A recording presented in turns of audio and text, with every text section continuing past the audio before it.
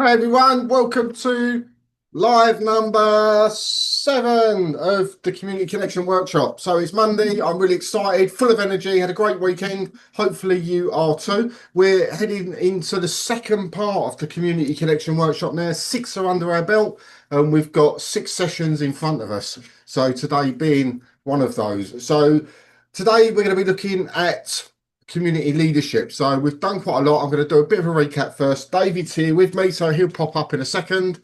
There he isn't. There he is. So he's there. David's going to be leading the training today. We're sort of going to mishmash it together. So I'm going to be jumping in a little bit here and there as well, because one of the things that I like about the leadership session that we're doing is everybody leads differently. And that for me is really key, especially when you're growing a team. And we're going to get into all of that later on today. So I'm looking forward to this a lot because there's a lot of movement within how you handle this stuff. But I think I put it on the live that I did earlier is, for me, it would be really cool if you could walk away knowing what type of community leader you're going to be. And if we can help you achieve that by the end of today's session, I think it's going to be pretty awesome. So let me just get my page up very quickly. I'm going to do a very quick recap while everybody's coming in, and then we'll make a start. So I'm going to share my screen. Here we go. So if you've not yet subscribed to the funnel, the first comment that's pinned on underneath this live takes you to the Community Connection Workshop funnel. What does that mean? It means a number of things. Firstly, you get to get emailed with the live link for Zoom, which comes in an hour after we go live. It will remind you an hour before we go live that we're going live on Facebook. You get access to all of the replay pages. So we've got a replay page. It's all in one place. And you can go down there. It's in date order. Normally, I'd say 4 or 5 hours after we've finished the session, the replay's in there. Definitely by the next morning UK time, it will be there and available for you with all of the bonuses and additions that we add in there. And another reason is you'll get an invite directly to the tutorial site community that we're running for this community workshop. Now, we're not putting that link anywhere else. So the only way you can get into it is by joining the funnel. And it's really great because we're setting you things after each session and you can go in there. I've started posting more in there. I've been using some of the features so you can see from a user's perspective, a community member's perspective, what it's like, rather than seeing it from the admin side, which shows you different stuff. So when you're ready to launch, you'll know exactly what your students and your community members are going to be seeing, and you get to see it from the admin side as well. So it's a really great reason to get involved in this. Of course, it's all free. All of the training at Zenler that we do here is for free. So you've got nothing to lose and loads of stuff to gain. So the Community Connection Workshop. Each session that we're running here is standalone. So each module works in its own right, but it also follows a sequence of events. So if there's bits that you know, you don't need to watch it. If there's bits that you don't know, I'd suggest that you do watch it. If you're sitting here thinking, well, 6 have gone, I haven't got time to catch up, it's okay. You can jump in on this session, you can jump in on Wednesday session, and because they're individually focused, you can go back afterwards and watch it just in a slightly different order. So you're not going to feel left behind or out of sync with it all. So come and join us. It's going to be great. What have we covered so far? So we've looked at introduction to communities, getting your head in the right space to create the community that you want, what that's going to start looking like. We've gone into community planning, so outlining the plan for what type of community, what's it going to be, what format's it going to follow, what are the goals of the community, what's its purpose, why does it exist, what's going to happen in that community, that type of thing. We then looked deeply at the community feature directly in the Zenler platform. So, literally we took you through step by step by step. And it just so happened that that particular day, the live messaging went live on everyone's accounts. So you can now message your members as an admin and have conversations in real time through the community feature. And Rakesh also let slip a couple of things that are in the pipeline that are coming quite soon. Live streaming, gamification, things like that. So, and they're not a year away. They're going to be pretty quick coming because we're determined to get this feature really smashing it out of the park for you. We then did 3 sessions last week. So session 4, 5 and 6, we looked at the 3 different types of community you can build within the Zenler platform: the public, the private and the secret, how they operate differently, how you would use them, and the goals of each type of community for you as a business owner. What's the benefit of using each one of those, and also what the benefit is for your students being in each one of those. So if you're sort of sitting there going, not really sure which one to start with, I'd suggest you go and watch those 3 because they're going to be really helpful. That takes us on today, community leadership. I've mentioned that. Wednesday, we've got community engagement. So we're going to talk about keeping the movement going within your community. There's nothing worse than having a community and it's all tumbleweed all of the time. How do we get people getting involved, publishing, posting, commenting, supporting each other, and all of that type of thing? What can we do as a community owner to try and foster that level of engagement? So that's going to be on Wednesday. Friday, we've got looking at monetizing your community. How do we sell stuff in our community without being spammy? Right, we don't want to just knock people over the head with offers constantly. How are we going to do it so people feel great about being involved, almost to the point where they're asking how they can pay you? That's sort of where we want to head with that one. Then we've got growing your community next week. So build it and they will all come. That's the quote. No, they won't. We've got to help it grow. We've got to encourage that level of growth and consistent growth, because it's never a straight line upwards. It's always up and down and up and down and up. But what you want is the trajectory going upwards, even though it's going up and down. You lose some people, you gain hopefully more than you lose. That's how it works. Then we've got advanced features week on Wednesday. So looking at things like integrating funnels and other tools within the community platform. That's going to be an interesting one for those of you that like to tinker around with stuff. And then a week Friday, wrapping the whole thing up, we're going to do an open Q&A for everything to do with communities. So whatever it is that you're thinking about, you may have launched one and you've got situations come up and you want to talk about it. You're fearful of different things. You want to just go over some bits maybe. You want to bounce some ideas. Come in there and ask the whole team. We'll all be there on that day. So you've got a wealth of knowledge in that world, and hopefully it will give you the confidence to either continue with your community that you've launched or to get it launched real swiftly so you can move forward and be a more successful course and community creator. So that's where we're heading. So, but today we're on number 7, community leadership. Now I'm going to zipit.com. I'm going to hand over to David for a minute. He's going to do a bit of an intro, and then I'll pop in and out and try and watch the comments as well as we go. But it's going to be hyper interactive, so I'm told. David, over to you. Fantastic, Kevin. Yeah, brilliant. Okay, so this is the Leadership in a Community live workshop, which me and Kevin are both going to run. We got a series of slides, so it's mainly talking to you, but we do have a big handout sheet that's really going to help you moving forwards, because leadership is so important. So welcome to the community. Let me just screen share now. Welcome to the Community Leadership Live. This hands-on workshop will transform how you lead your community. Over the next 2 hours, we'll explore what community leadership truly means and equip you with practical tools for success.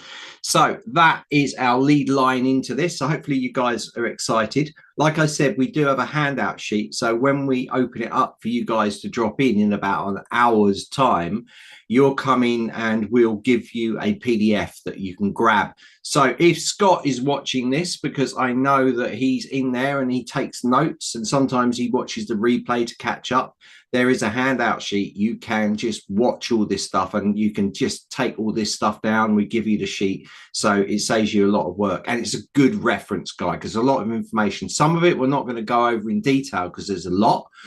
So we want to cover the leadership parts within this presentation. So let's move forward and get on with this. So what's going to happen here is Kevin's going to jump in as well. And so I'm going to do a slide. Kevin's going to do a slide, and we're going to just do it like this, you know. And if we've got points to say, if Kevin wants to jump in, he will. So he'll just unmic himself and just jump in. So he won't be on camera. He'll just unmic himself and just talk you through things. Okay, so this screen will be up. Okay, let's move forwards. Okay, so ready to lead. Let's go. There's my dog again. I really love him. So we're going to go click to the next part now. So today's session. So what I want to tell you about what we're going to do. This is the breakdown of this session. What it really means to lead a community. So we're going to look at that. What does it really mean to you to lead a community, okay? And I know, maybe this workshop isn't as popular, maybe because people are like, well, it's a community. I just run it like I do Facebook. But there's more to it than that. There's a lot of things, because remember, your end goal here is to build a community, is to make it grow, is to convert those people to sales. So it's a real sales engine as well. A little like Facebook, but it's your own private one. So we're going to look at that. Your role as a community leader. So your role, your responsibility, what you have to do, boundaries, burnout, and behavior. This is a really big one as well. Setting the boundaries, making sure you don't burn out, and of course, controlling the behavior of both you and people in the community as well. So leading with community, not just to it. Okay, so you're leading to the community, not just to it. Okay, leading your community. Post types to drive your community. So this is a big one. We've created a big old list. Me and Kevin have created a big old list of post types to drive your community. It could be really good for you. It's like gold dust. Only if you follow along with what we're saying. Okay, so when we open it up to Q&A, jump in. We're going to share it there. We won't be sharing it on the Facebook group, so you need to jump in even if you have your camera turned off. So you'll develop your own community, host manifesto, and learn strategies to prevent burnout while creating a thriving culture. Remember, this isn't about being perfect. Okay, and this is a key thing we say all the time. Sometimes perfection can hold you, well, nearly all the time, it can hold you back from moving forwards. Okay, so it's about being present and purposeful. Remember, and Kevin again has mentioned this many times again, might want to jump in on this one actually, Kevin, about actually being purposeful and being present, not about being perfect. Often Kevin will talk about you should write it as you say it. You should write things in blogs as you say it. So it's about you. It's not about being perfect, getting everything absolutely spot on.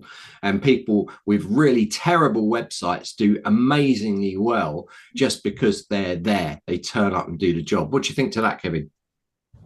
10 years ago, I said, as a blogger, if you write conversationally, right, you will attract and you'll have better conversations with people that pick the phone up to you because there's an immediate connection.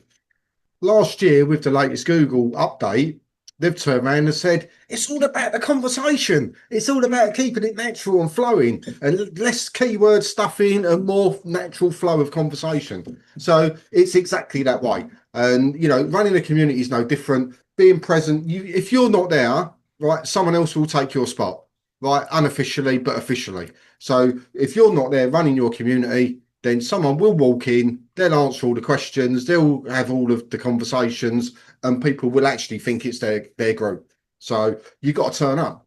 But we're going to tackle all of that because that comes into point 3 of not burning out. Absolutely. So how do you turn up frequently and not burn out? We're going to get there. Let's get there. Right, let's move on. So I'm going to tackle this slide, then Kevin's going to be off on the next slide. So what it really means to lead a community. So spoiler, it's not about being perfect, it's about being present, as we mentioned before. So redefining your role. You're not a guru, right? You're not a manager. You're not a customer service rep. You are a host. You are there to serve your members. Okay, you're hosting them, you're controlling that environment. You're not going in there to say, I'm the guru, I know everything about this, or manage people around, or to a certain degree customer service, but you're not really a customer service rep hard selling. You're a host. You're inviting this special place. What do you think of those lines, Kevin? Yeah, hosts, you're right. Hosts, they're the people that just make sure everyone's having a good time, everyone's got what they want, they make them feel really welcome, everyone's pretty happy. But you know what? If there's a little niggle in the background, it's the host that deals with it quietly and effectively. Absolutely, yeah. Like Kevin's doing for this workshop series. He's hosting, so he's looking after everything, making sure everything runs smoothly, picking up if stuff don't work and these kind of things. So he's just looking after us. All right, until let's move Zoom on. crashes on me. Do you want to take this one, Kevin? Yeah, so managing versus leading, and for me, management is, we've all seen it, right? Loads of people have been at some point employed in their life. A lot of people, certainly in the UK, will talk about being in the corporate world where they're managed, they're overmanaged, they're micromanaged, and people tend not to react very well to feeling like they're managed, even if they are. And this is when you see someone that's really good. So a manager will be inspiring, they'll be proactive, you'll want to be around them, even though they're managing you as such. I'm doing quotation marks because that's maybe what it's deemed as, but it doesn't feel that way. It feels like you're sort of the one that they're looking for guidance for. You're the one that's sharing your vision and they share that vision, right? So managing, you've got to sort of pick that word up, screw it up and throw it in the bin and then set fire to it and then kick it across the garden, right? Because if you think that you're managing it, then it's probably going to end up that you overmanage. And therefore, when one person does even something small that you think isn't aligned, it's going to cause you all sorts of anxiety, right? And then that's going to come through the group. People will feel there's a bit of tension, then they'll leave. Whereas if you look at leading, and the true purpose of leading any group of people is about allowing people to be themselves, push their own boundaries, but sort of stay within the wiggle room of the boundaries you set as well. And there's a happy medium there. And sometimes, most of the time, it goes right. Sometimes it sort of falls over a little bit, which you need a little bit of a course correction on, right? Just a little reminder, a friendly tap on the shoulder, or whatever it might be. But it sort of keeps everything flowing quite nicely. And they look to you as, and your behavior and the way that you run that whole thing, as in, right, you're leading it. That's great. I'm going to follow along. Some things you'll agree with, some things that you won't. And this, you'll have this with your community, but ultimately you're leading the way. If you try and overly micromanage it, it's all going to fall apart dead quick. Yeah, 100%. But it's actually quite a hard one, and we've all been in this situation, and sometimes I know I do sometimes overmanage, sometimes pretty much all the time. So I try and I sort of manage too much, and it's because I've got a vision, but it's not necessarily what someone else has got a vision with. And so you've got to continually check yourself sometimes.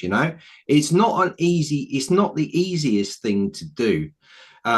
And leading, I'm a big one for leading by example. So if everything I do and everything I manage is because I've done it all myself. I would never be the sort of manager that would come in and not do a job and not know anything about that job. I try and learn as much of it about it as I possibly can, but that can lead to over management as well. So it's a hard line, isn't it, Kevin, between managing and leading? I think it's easier for business owners. And the reason I say that is because as a business owner, you'll tend to bring people into your business that have a skill set you don't, right? So most of you will probably have an accountant. Now, you would not micromanage your accountant and ask them, why have you put that in that column? Why have you put that? Because you don't know their business, right? They're the accounts people. That's what you're paying for.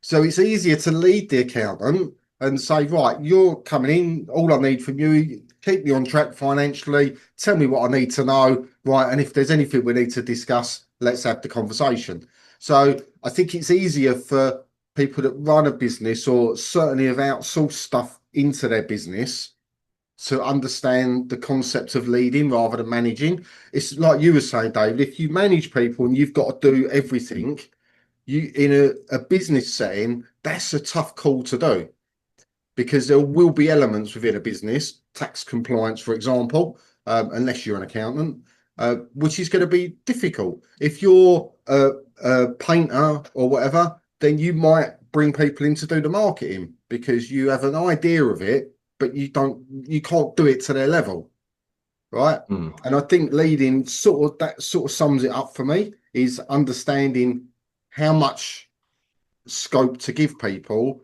but also that doesn't mean letting them get away with murder. Yeah. It still Yeah. means knowing where the boundary is that you're happy with as the community leader. Absolutely. Yeah. 100%. Right. Let's move on. Let's move on to the next one. So, leadership is about setting the tone, building trust, modeling what you want to see. People do what people see. So setting the tone is really important. You can tell, I mean, we're always going to be using our Facebook group as our guide because you guys are in there, so you can see how it is. You know, I can talk about my community, but it doesn't mean anything to you because you guys are not in there. So, and Kevin's. So inside our Facebook community, you can see we try and set a tone of positivity. You know, if we don't let negative posts come through. Now, obviously, some people, they just want to rant, you know, and that's not helping anybody. You know, and then you get a few people that just jump on this bandwagon. It can really change the tone. Okay, so we handle that respectfully off of the group, asking them and talking to them. Sometimes we'll allow things through, but we don't want this tone to twist, and it can twist really, really quickly. So setting a tone is really important inside a Facebook group for sure. Well, inside a Zenler community, inside the community in general. So talking about Facebook. And that's the tone that we want to start to get across onto the Zenler community as well. So we know you guys are all good. You're all positive. You're all eager. You want your businesses to be successful. For us, it's quite easy because we already know what you guys are like. So we know we're going to have a good tone when you come across, regardless, you know, and that's good for us. But if you're building a brand new one or you don't know those people, then you don't know what tone is going to go in there and you've got to handle it correctly. So what do you think about setting the tone, Kevin? Yeah, I think, yeah, you've got to take it as a sort of quite a top level idea rather than setting the tone of, oh, you can't have jokes in there or you can't have this in there or you can't have, you know, you've got to allow people to be people. If everybody was like me in a community, I think I'd never want to go in there. It would drive me mad just seeing a load of replicas of me. I think I'd just want to go and jump in the nearest well, you know. But so it's sort of the top level thing, as in, like you say, as in we've got it really set out in our rule set at Zenler. You know, we want positivity in there. Now, that doesn't mean people can't come in and go share a frustration, right? But it's got to be with a positive intent behind it. As in, don't go in there and go, Zenler's rubbish, I've done this and I hate it. Right? That's never going to get through. If you go in and go, look, I'm really frustrated, I've tried to do this, I've been through this, I've done that, I've done all the workshops, I've been on to support, they're taking a while to get back to me, I need some help with this, how can I get help? Right, to me, even though that's a bit of a moan, it's still got a positive intent behind it. You want to do well. So you've got to allow that scope, but look at it as a very top level setting the tone, right? Don't detail it too much. Mm. Yeah, and of course, building trust as well. So building trust is a really, really important one. We feel that you guys trust us, you know, and we spend a lot of time trying to help you out by doing things like, you know, running these workshops, applying directly and privately even to some of you members, especially if some of you, it's really good. Actually, do you know what, for sometimes for the wrong reasons it's good. Like if someone feels that they're being harassed or any of those things, they trust you enough to come to you personally and privately and tell you this. You know, I've had a few people come to me personally and said, look, I'm thinking of leaving the group because I really feel bullied and harassed in here.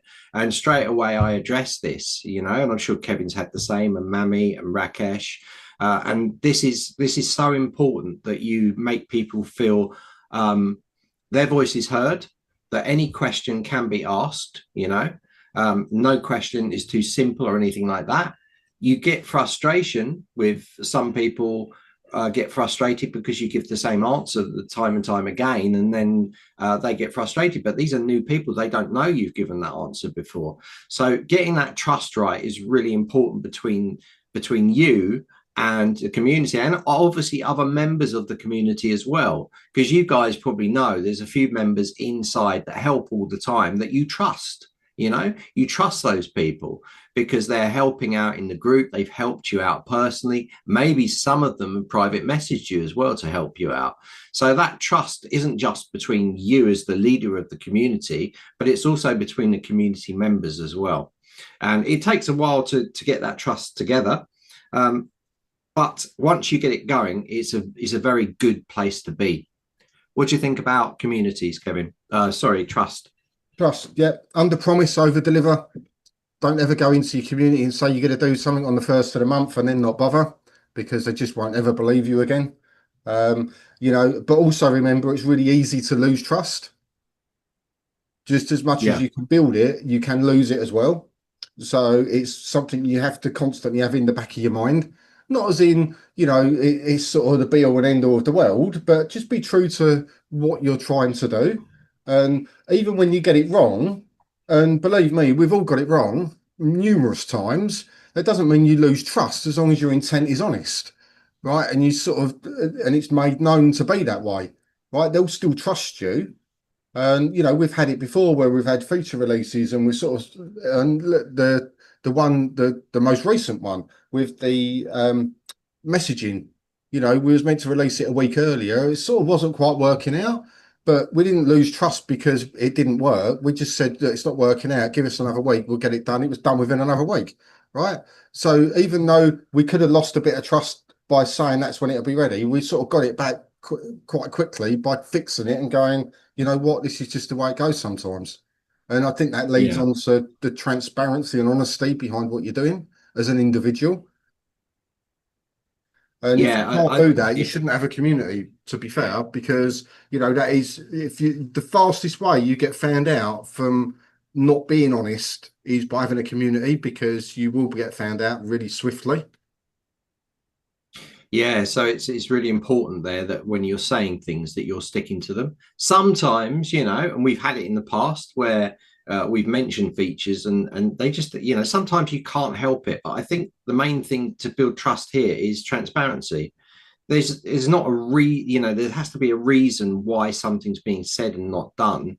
And if you're transparent and honest about it, like dev team are working on it, we're not going to release it until, we're not going to give you, I mean, that's why we don't give you ETAs, because you guys would be all over us. We'd say a feature, when's it coming out? On the 1st of June. Then as soon as they hit 1st of June, you guys would be going crazy. Yeah, the code and developers might not have finished what they need to do, and it might not be fully bug tested.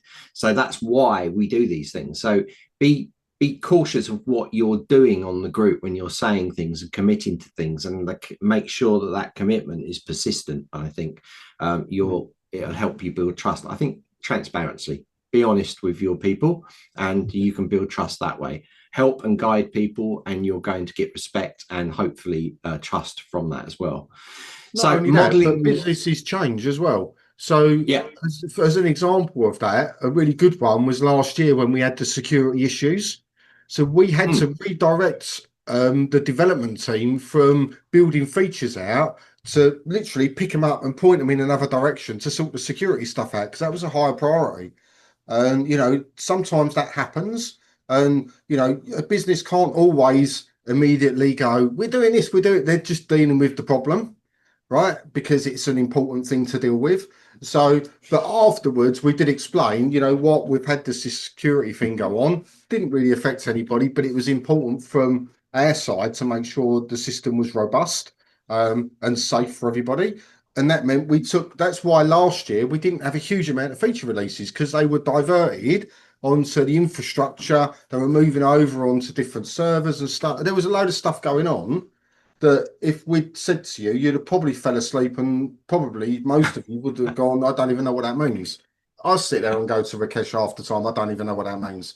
Right. So all I need to know is they've been taken off here, because that's more important. That's good for you people using Zenler. Sorry, it's going to be a bit longer for feature releases. And then towards the end of last year, they go, right, that's dealt with. Took a bit longer than we thought. We're back on feature releases. And what happens? Bang, out comes community, updates to community with all of the survey funnel comes out. The last 4 months, we've had some really big things go out. So that we yeah, built that. yeah. Every time a big release has come out, it hasn't been one release, it's been four. So if you think of the branching surveys, not only did we put surveys into funnels now, which you guys asked for, but we also allowed you to branch them. And we also, at the same time, put branching into quizzes and into surveys within courses. That was 4 massive releases. I said to Rakesh, you could do a feature release video for each one of those. It warrants it. He was like, no, let's just put it out and just tell people it's in courses, quizzes. Yes. So that was huge. And communities the same. I think the amount of extra things they've added in communities is massive. So hopefully that builds your trust anyway. So modeling what you want to see. So that's what it's all about, isn't it? If you were in a community, what would you want to see? And I think if you model it on that, you're going to on to a good thing. Obviously, you're going to want to be into the community. You're going to want it to be a nice, happy place, motivating. You want it to fill you with energy.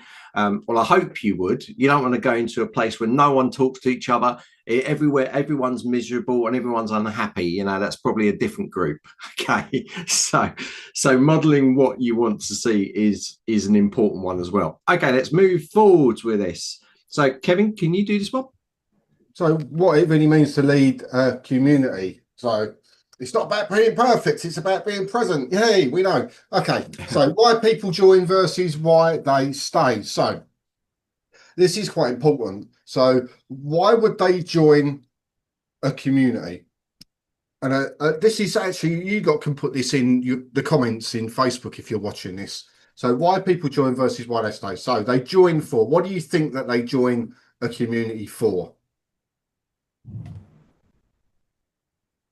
Right, and once you've got that in there, because I appreciate there's a slight delay on Facebook, so I'm going to move on. What do they stay for? So what's the reason that they join? What's the reason that they stay?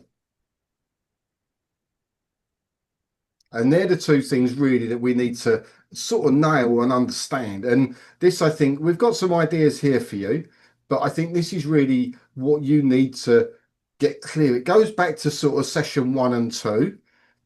We've been saying this quite consistently throughout, as in, why do people want to join your particular community? And this is what it comes back to.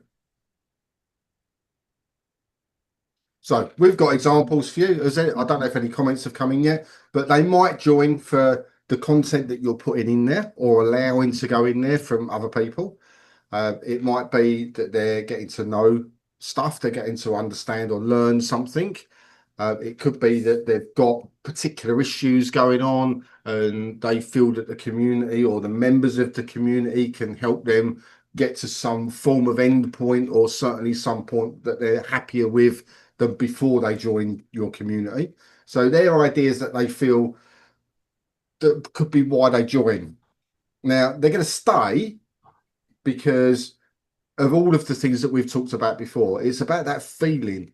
Right, initially it's about that feeling. They stay in a community because first and foremost they feel part of it. They feel safe in that community. Right, they feel like that they belong in there. They're not the oddball. They're not the one left out, the one that's ignored, the one that doesn't quite fit properly.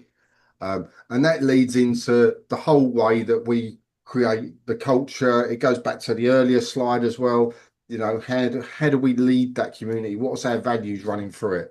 And that will, the way that we are with it and the way that we are encouraging others to be in the community will be why people stay, or why people leave, right? Because if they come along and it's too, what is it they call it now? Too bantery, right? I hate that word. I hate that whole concept of banter, because banter to me is, there's nothing positive that comes out of it, but it's a word that most people use now in a lot of communities.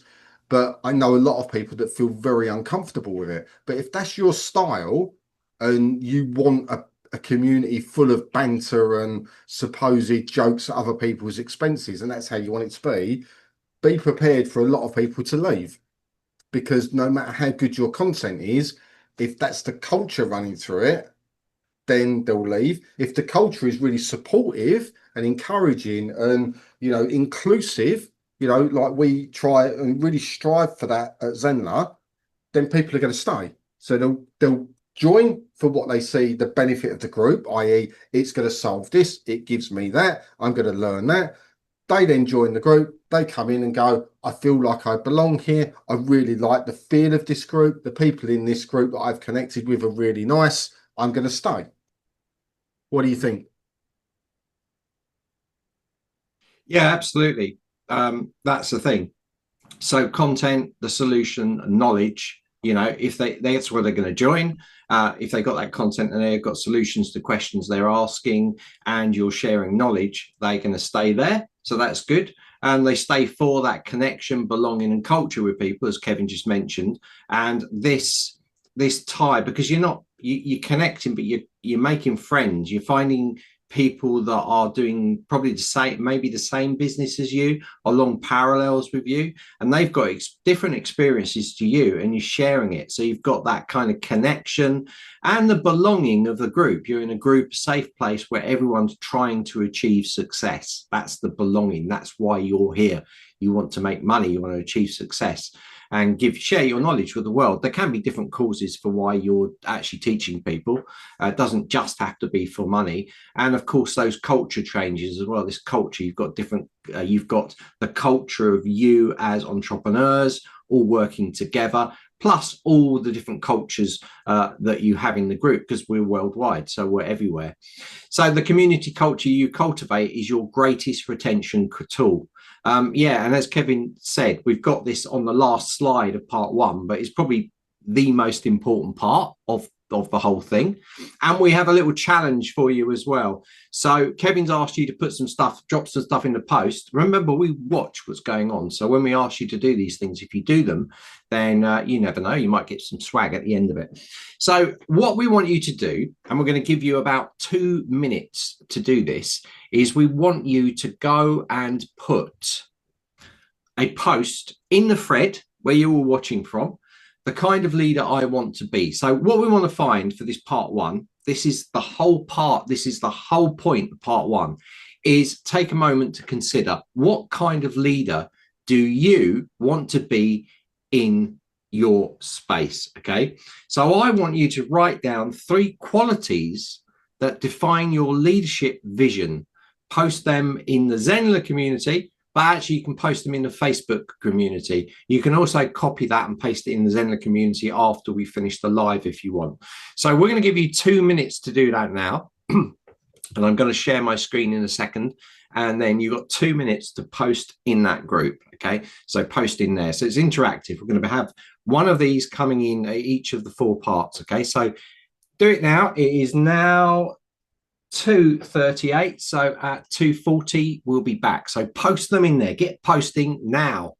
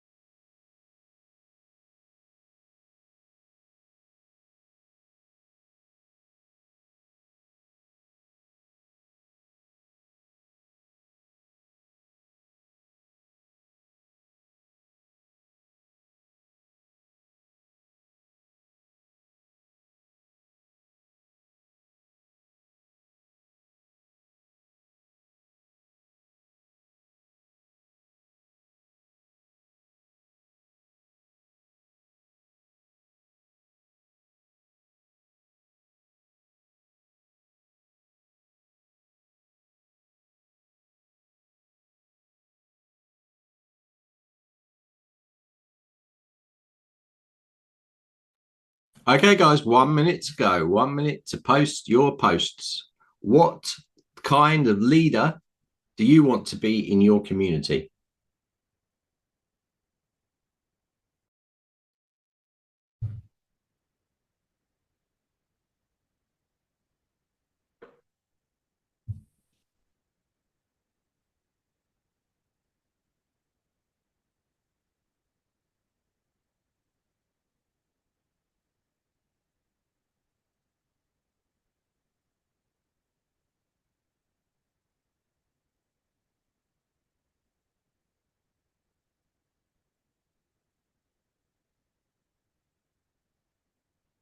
All right, and we're back.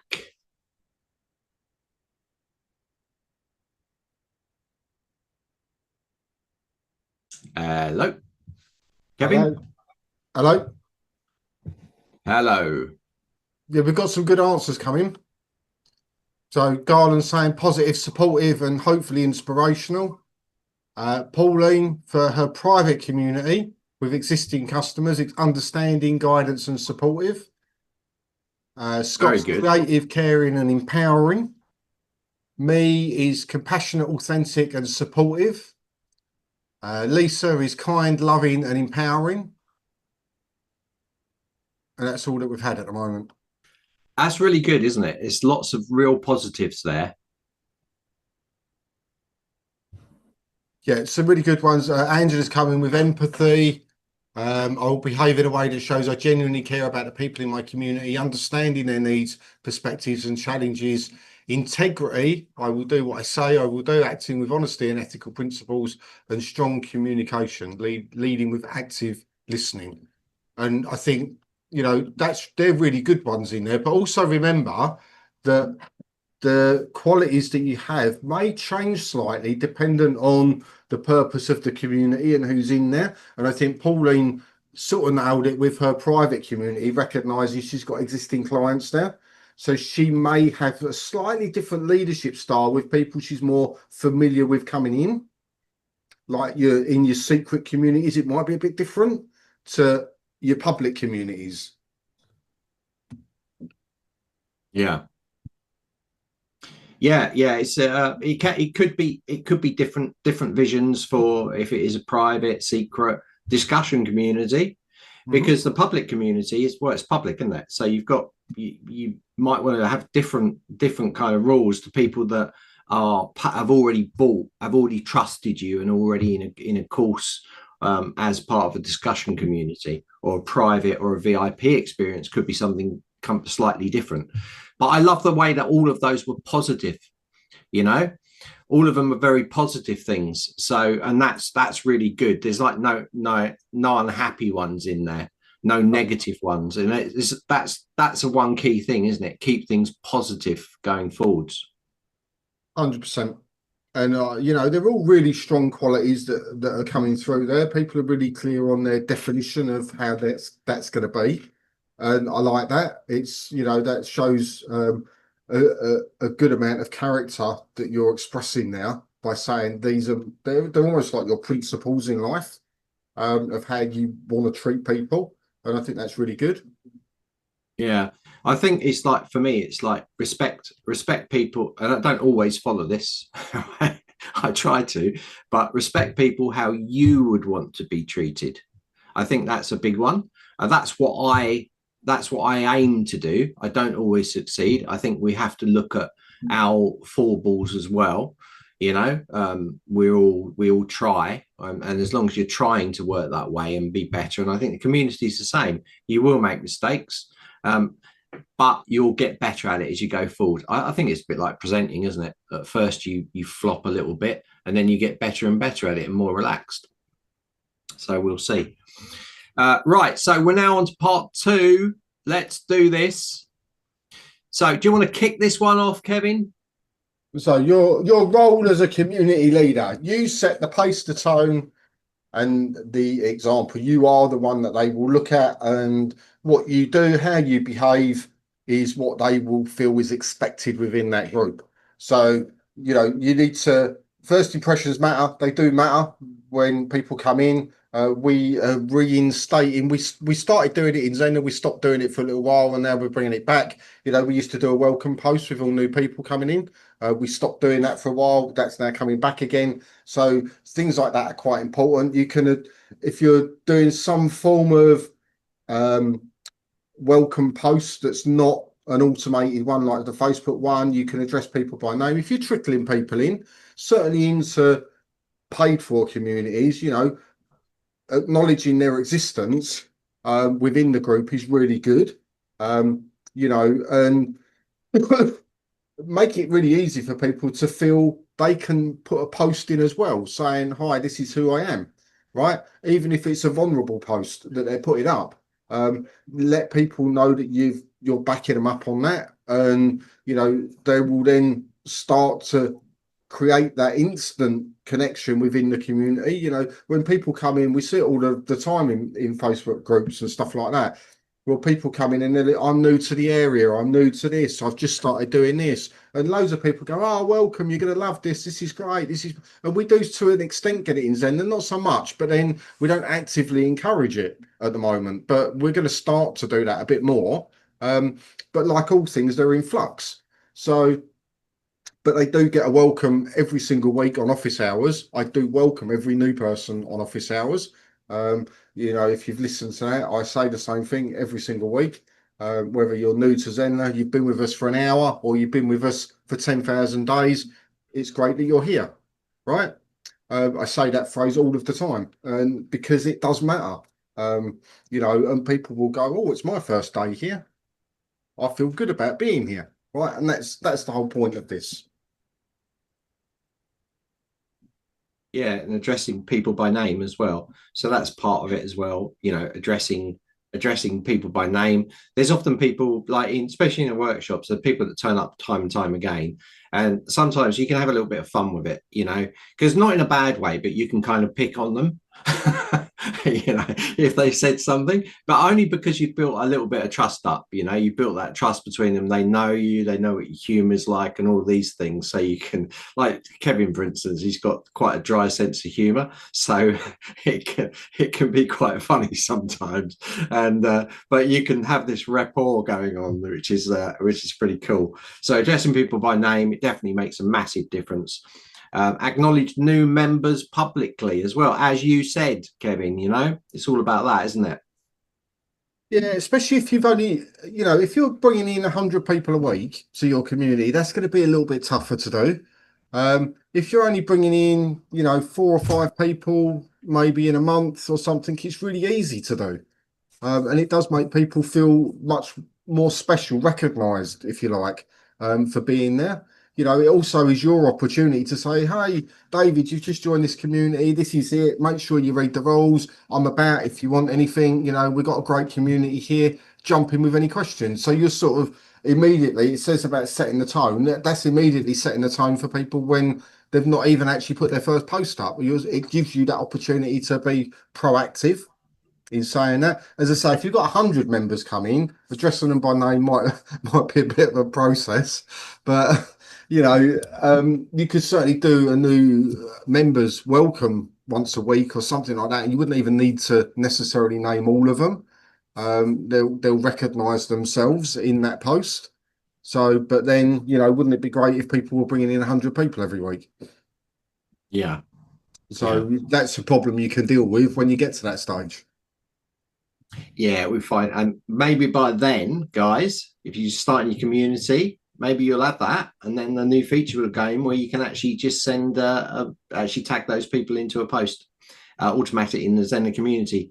Just saying, Rakesh, if you're listening, Yeah, he's always listening somewhere. but for now, if you bring them in via a course and into your community that way, there's no reason why you can't send them out an email that goes directly to them. You Yeah, could do good that. idea. You know, to welcome them in. And although, oh, we're going to put a post up on a Monday welcoming all members, be great if you went and saw it, right? And they've joined on a Thursday, then they'll go and look for it on the Monday. So there's always ways round stuff in Zenler, right? You just got to be Yeah. a little creative in your thinking. Yeah, absolutely. It's a good one. So, as Kevin already mentioned, like create low risk ways for people to introduce themselves. So, you could do a post in there, you know, you could do a post, a weekly post or monthly post saying to people, like, introduce yourself, tell us what you're doing, what you're doing here, and those sort of things. It's a low risk. You don't want people to be posting personal information and all of these sort of things in there. But you want people to just introduce themselves and not overshare. Which we're going to get to soon. So let's go. So being visible, not always available. Okay. So consistent presence or constant presence is important. Okay. But you don't have to be there all the time. Okay. It's the golden rule. You know, you should be consistent with whatever you're doing for your business. I mean, it's why shops open at set times, isn't it? You know, it's why they get certain stock in the same stock all the time, because they're consistent. People know they can go down there and you can get your plain flour, and you can buy that every week, or you can get your parsley or something is there. I only say parsley because my local co-op now doesn't have parsley in there. Got coriander, but no parsley. So I'm not happy about that. Not consistent. So I'm not happy with the co-op. But they keep their regular hours, you know, so that's a good thing. So that's the same, can apply for marketing as well. And of course, community is no different for that. So set the communication, regular office hours. Office hours, Kevin. Yeah. I love these conversations, right? In particular this one, because I take David back in time, right? And he knows exactly where I'm going to go with this. When we first took on Zenler and we were like, we're getting involved in the Facebook group, David's like, right, he started going on there, and when people are having problems, he's like, DM me, DM me, DM me, DM me, DM me, right? And I said to him, you're insane, right? Your DMs will never stop pinging. I'm not doing that. I won't answer them. I'm not even going to look at them. I'm never going to mention it. About 8, 9 months in, I'm like, David, how's your week going? Oh, there's so many DMs. I'm exhausted by it. I said, but you asked for it, right? You get what you asked for. And it was such a great learning curve for everybody to recognize the fact that if you give someone that option and pretty much say, well, I'm available anytime via DM, people will, let's say, enthusiastically overuse that option, right? Because I don't think any of it was particularly done in a horrible way, but you know, because everybody knew I wouldn't answer them. Most of the time, Rakesh wouldn't answer them, but David was there and he would answer them. Of course, they all levitated towards him and were like, ping, ping, ping, ping, ping, ping, ping. And it was like, so setting that boundary in place, right? And saying being around, but not being constantly around, right? I think is a really important thing. Yeah, absolutely. Yeah, and I do. I still, to be honest, I'm more careful about it now. So I still receive DMs, but it's mainly from if I see someone and it's maybe a sensitive subject that I can't do a video for, then I will kind of personally help. Or if I've got case studies, then I might personally help someone through a situation and record that for a case study. But you have to be very careful, and there's a line to be drawn. And if Oenka's watching this, you'll know what I'm talking about. But if you then say, look, I'm not, the information that I'm giving you, this is valuable stuff, and it's also can benefit our users. So I'm post this on the Facebook group. Okay, post this on the Facebook group. I will answer there, but other people can see it. So sometimes I will, if it's very sensitive subjects, but I try to steer away from that for exactly what Kevin said. I know you remember, don't you, when I came to you? How are you coping with it? I don't answer them. That was Kevin said to me. It made me laugh.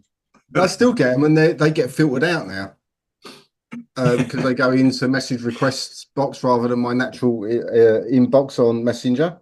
Oh, no, you send them to me, don't you? Well, I have been known to say David's more in a better place to answer this than me. Love it, love it.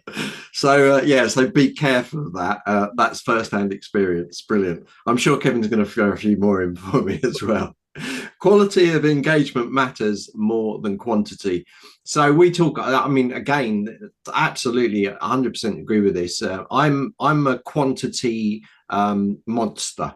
Okay, I create so much content, and it's quite funny. Before Zenler, Zenler has really steered me to making sure that I'm not just producing quantity, not as much quantity, but more quality.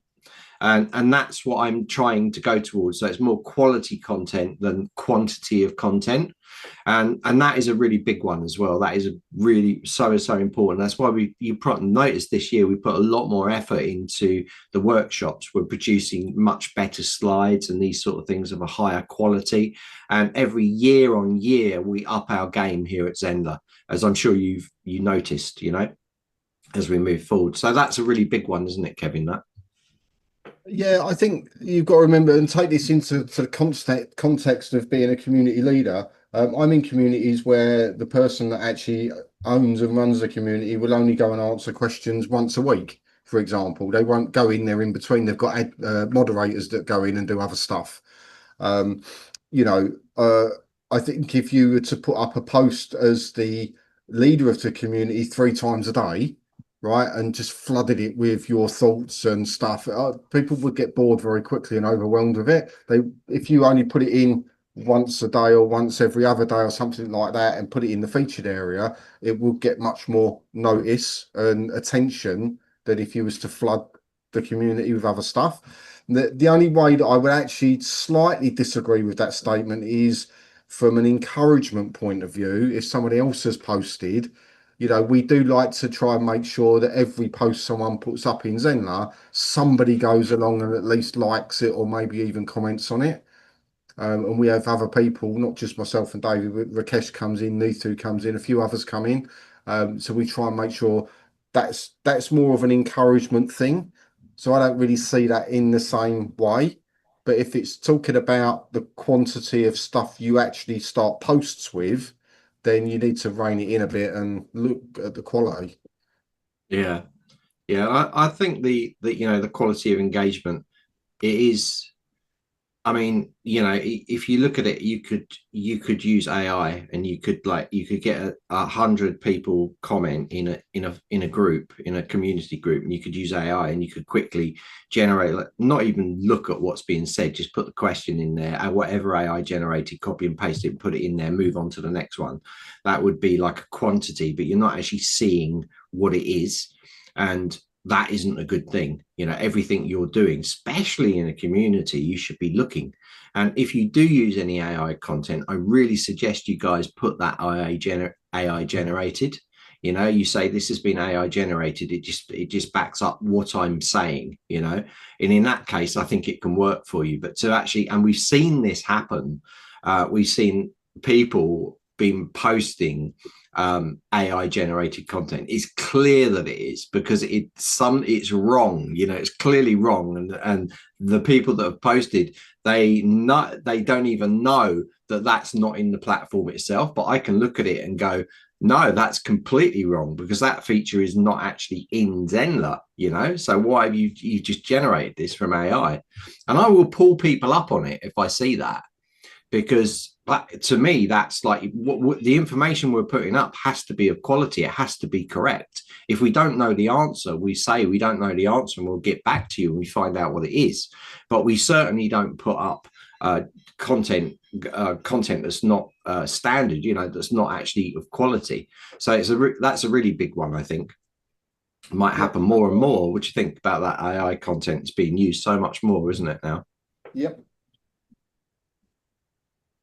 That's it. So use community announcements to maintain presence when busy. So again, this is what we're saying, these announcements that you're making to maintain that you're present there, that you are there, you're not disappearing. I think we've done a community workshop before where actually Kevin was mentioning, the worst thing, you get people take over. So if you're not there and you're not present, then you can get these other people come in and you think that they're running it. You think they think that they're actually doing the thing. I could see the same thing happening with the Facebook group. For instance, if we left and we didn't post and answer questions, Kyla would be in there, and you guys would think she's running it. I guarantee you, because she's in there so much helping people's question, but she doesn't work for Zenler. She's just a community member like you. So be wary of that. Presence is really, really important. Okay, moving on. Over to you, Kevin. Yeah. So responding with kindness and clarity. So validate before solving. If you don't understand questions that go into your community, there's nothing wrong with asking, just to try and understand it. We get this a lot. We have a lot of people that have English as a second language in Zenler. Therefore, sometimes it doesn't come across very clearly as to what they're trying to achieve. So we always ask politely, not really understanding what you're trying to do here, don't understand the flow, what is it you're trying to achieve. This is often why we ask people to do little videos, because it's easier to sort of to find out. Not every business will be able to do that, of course, but it does stop you embarrassing yourself and them by giving an answer to something completely wrong because you've misunderstood.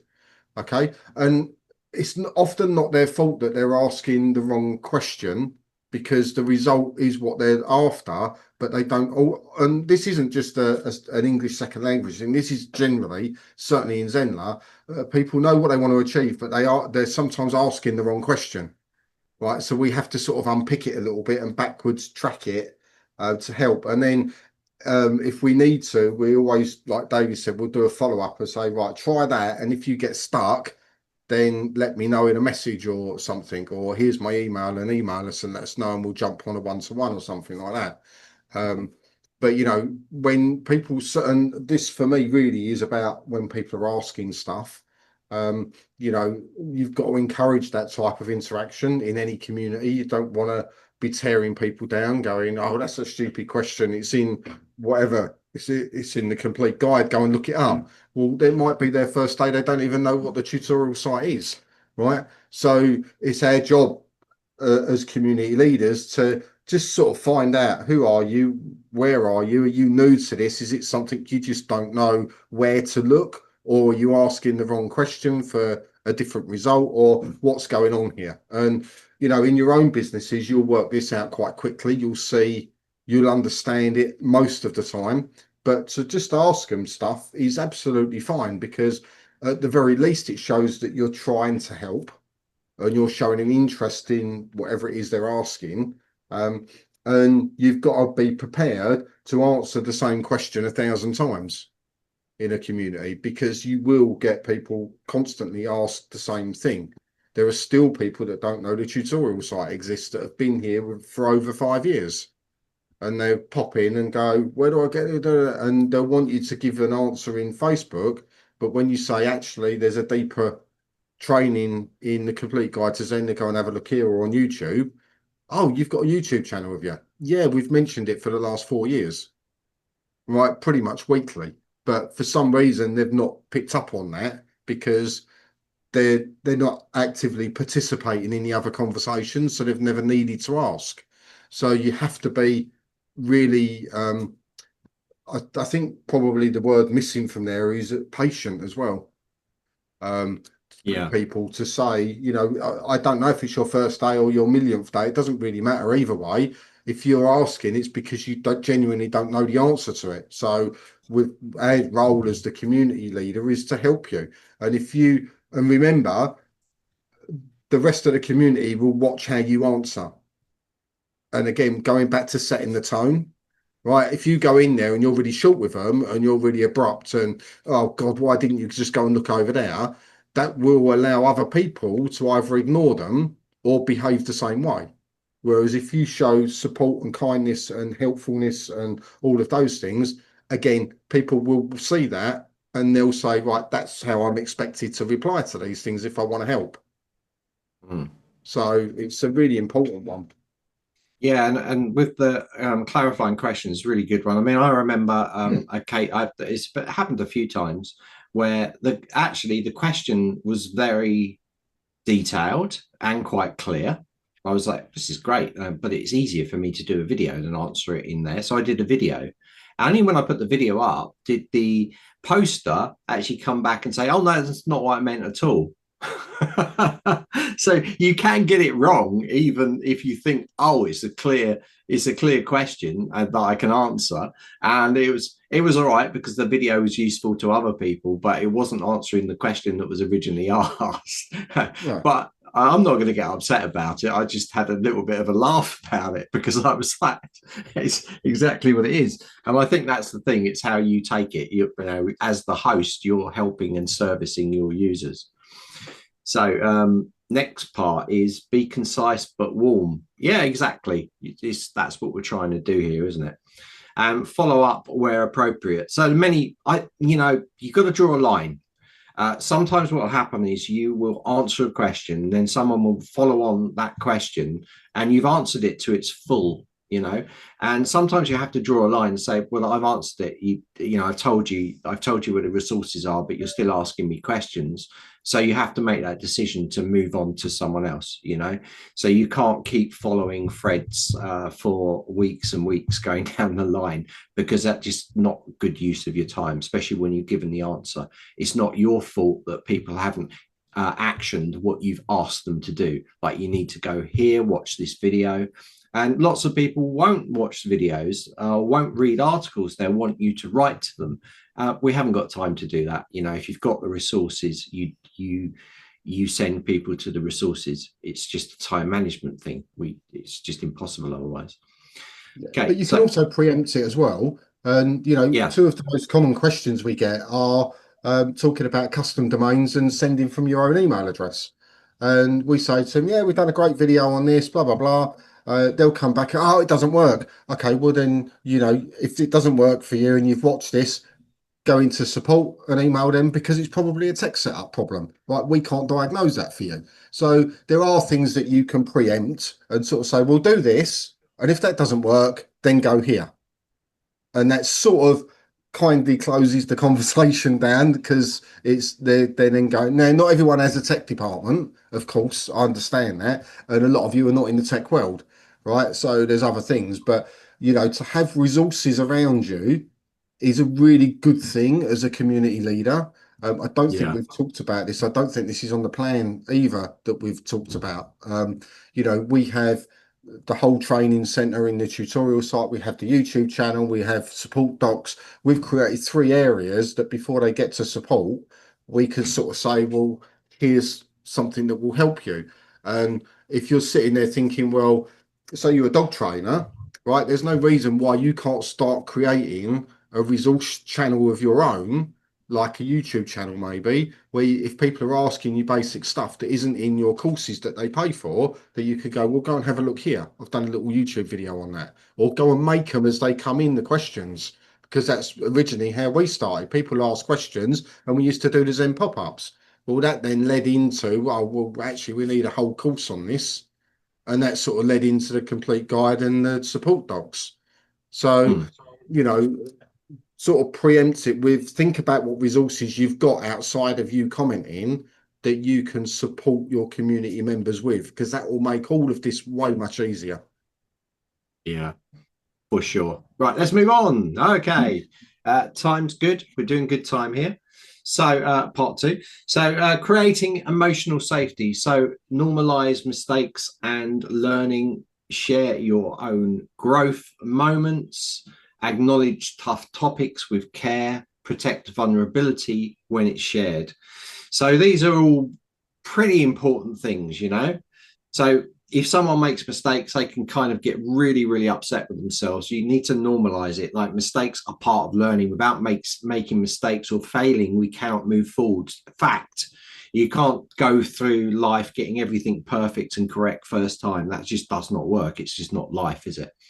So normalizing mistakes, and rather than letting people feed into themselves that they have mistakes and they're not very good at this, that they can't do this, all of these sort of negative thoughts, which should not exist, by normalizing them and making people feel that actually that's part of life and it's all right, we just get up, dust ourselves off and carry on. You know, you can't make an omelette without breaking eggs. That's kind of thing. Helps people, motivates them and move them forwards. And of course, sharing your own growth moments as well. This is really important, because growing, you know, if you've gone through this and you've gone through this baptism of fire, and you've learned and grown, you can share those moments, because they're very powerful. Sometimes can stop people going through making mistakes, and it can share your sort of vulnerability with those people as well, with mistakes that have been made or from you, or as you've moved forward, and how you've gone through that and grown with that. So acknowledge tough topics with care. So, you know, for some of you, a lot of you are in therapy and things like this, going to be very sensitive subjects. And being care, obviously, if you're a therapist, you're probably going to be a very caring person anyway, and handle this in a very, very sympathetic way. But tough topics, even tough topics and sensitive topics can pop up on the most unusual of places. Even in the Facebook group, people could share a story or something that isn't related to course creation or the actual topic, but it just might be something that's a place that is share, and handling those tough topics with care is a really important part of it as well. And that leads into protect vulnerability when it's shared as well. And I bring this case back again to I was reached out to by someone who felt they were bullied and attacked in the group and was going to leave. And that is, protecting them was my number one thing, because they shouldn't feel that way. Okay.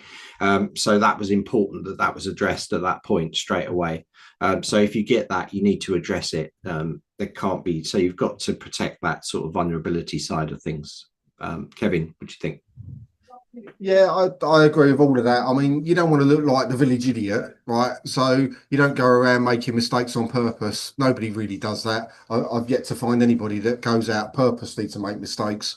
But when we're in any form of learning environment, no matter what it is, it's about that growth. And you're there to help and support people to be better at something than they were before they met you, right? Whether that's in your community, your courses, or whatever. Um, and of course, when you learn, it's a bit like a baby learning to walk, right? How many times does it get up and fall over, get up and fall over, get up and fall over, right? Until it gets to the point where one day it just doesn't fall over and it walks. And, for me, that's what a lot of this stuff is about. If you're expecting people or setting a tone where people cannot make a mistake, you're really not going to be very successful in a community or even as a course creator, because that defeats the whole object of it, in my opinion. So, making sure that you communicate that, right? I mean, they use the word normalize mistakes, but making sure people know it's okay to try something and it not be right. So if you're teaching people how to cook, right, and they've gone for a recipe and it's the cake sunk, or they've burnt it because they left it in too long and they set the oven to, or whatever it is, right, go, that's okay. Next time, what have you learned from that experience? What did you take away that you're going to do slightly differently, or do you need a bit more help with that, right? And it's that simple. And you could talk. I talk about it all the time, all the muck ups I've made in my professional career, right? And there's been millions of them. There is pretty much every single week, right? I own it. I don't care. I'm secure enough in the skill set that I've got to know. I'm a blogger. Blogging is not perfection. I've said this a million times before. Uh, don't get me wrong. If someone said, "Here's £1 million for one TV ad," right? I'm going to make darn sure that there is no mistakes in it, but it will go through probably about 10 people to make sure there's, but it wouldn't mean I wouldn't make a mistake. But with the quality control it went through, pretty much it would never make a mistake, right? But most people are not in that position, and they're there to help people grow and to do stuff that they've not done before. And they're going to get stuff wrong. They're going to try and take what you've taught them and adapt it and get it slightly wrong because they've put their own slant on it or whatever. And, that's okay. We have it in the martial arts world all of the time. You show someone a technique, they want to try and take that technique and put a little spin on it. It doesn't work. Why didn't it work? Because you didn't do it the way that we showed you to do it. Okay, that's fine. I'll go back and I'll relearn it. That's all right. You tried something, it didn't work. Other times I've seen people where they've took it, adapted it, and it's worked better. And it's like, that's great. You've taught us all something new, right? And that to me just shows a maturity of being an instructor and a leader, that people coming in can still teach you stuff that you didn't know, right? And being open to that. And your community will love that, because they'll just see you as someone that's a really evolved human being, that's not that sort of dictator that says my way or the highway, but as in, we can all evolve together. And course creators evolve in the way they teach and what they teach as stuff moves on. Look at SEO over the last 15 years. It's completely different now to what it was 15 years ago. Completely different. Yeah, you wouldn't teach what was happening then now, because it doesn't work. So, it's a good thing to understand. And the vulnerability bit, I completely get that. especially if people are doing that in, David talked about it in a private scenario, but when people are doing it in a more public scenario, right, people can be mean. I've seen this multiple times. Normally you see it in three groups where people are being a bit mean. But it is down to you as a community leader to make sure that person's okay. And if people are not behaving themselves, just pulling the reins back a little bit and going, hang on a minute, this is not what we do in this community. If you can't be supportive and allow people to share stuff like that, then maybe you need to rethink if this community is for you. Yeah. Yeah, for sure. Right, let's move forward. We're running out of time, so I just want to make sure we're going to get on track to get all these points. Now, remember, all of this document is going to be shared with you, so I can see Scott's in here, so Scott will be happy about that. You don't have to write your notes down, Scott. You're okay. And we got loads of people in here. That's really good. We've got Ellie, we've got Garland's back, and Ellie's back. We've got Geraldine's in, me, Pauline, and Scott. So let's move forwards. All right, so the power of being human. So I'm going to go through these fairly quickly now. I'm going to share this with you anyway. Share glimpses of your imperfect process. So as we said, like none of us are perfect. If you make these mistakes and things like this or things you've made, then you could share that. So these are things that you can share. Post casual, unpolished updates. So ugly media. You know, Kevin says that quite a bit with socials and things like that. Ugly media. It's quite a popular one. So you can do unpolished stuff. Well, the bonus of that means that you can just get your phone, can't you? You can just do it and you can have a load of rubbish in the background. So you can just put this stuff up where you are at the time, if you're shopping, these kind of things. And it can be quick. So you can produce this stuff really quickly. You don't have to have all the stuff, all the razzmatazz. You can just post these things and have them up quick. So tell relevant personal stories as well. So if it's relevant, Kevin shared a personal story there about DMing and stuff like that between me and him, what we were talking about. So we shared that with you. You know, this is a personal story that we're sharing. So you should do the same as well. If you've got, especially if someone posts something and it chimes with you. So I think relevant personal stories are really important, and show the human behind the expert. So show the person you are. Yeah, and I think we do that. We do that here at Zenler. So if you show, you're not trying to put on. Okay, when you're on front of the camera, you're trying to be professional. You're trying to put on a sort of persona, but actually, you shouldn't. You should try and drop it and just be personal and tell your jokes, your unfunny jokes. If no one laughs, it's me. You know. So I think showing the human behind who you are is really important as well, for sure. So here we go. So part 2, this is we've got the thing for you to post in the Facebook group, guys. I know you guys are in here, but if you can put it in the Facebook group or in the Zenler community, it'd be really cool. So for part 2, what we want you to do, and these all build on each other, okay, going through, create your community. So community host manifesto. So what I want you to do is I want you to give the title of my core principles for my community. And I want you to draft out 3, okay, 3 to 5, but let's say 3 guiding principles you want to embody as a leader of your community. So, and I'll give you an example. I create space for every voice, not just the loudest ones. Okay, that's quite a good one. I celebrate progress over perfection. All right. So I model the vulnerability I hope to see. So if you guys can post those in the Zenler community, public one that you should be part of, or into the Facebook group, that would be super, super cool. And then we're going to stop this for about 1 minute. So you've got 1 minute to do this. But if you don't do this, it's all right. You can do it later. You just post it in the Zenler community later, because I'll be sharing this document with you in any case. So we're going to have a 1 minute break, and I'm going to move on to part 3. Okay. And we are running at 1:15. So we're getting back on track a little bit. Okay. So 1 minute, guys.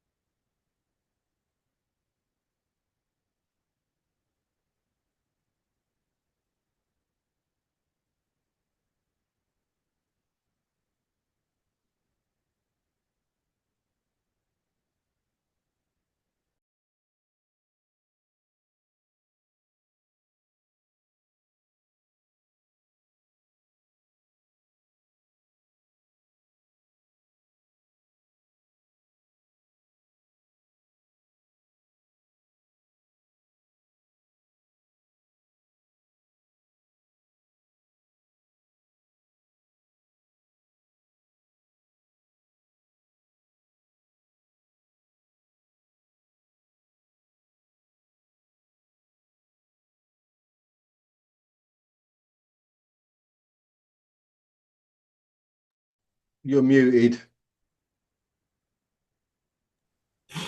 Hello, Kevin. So how has everyone done?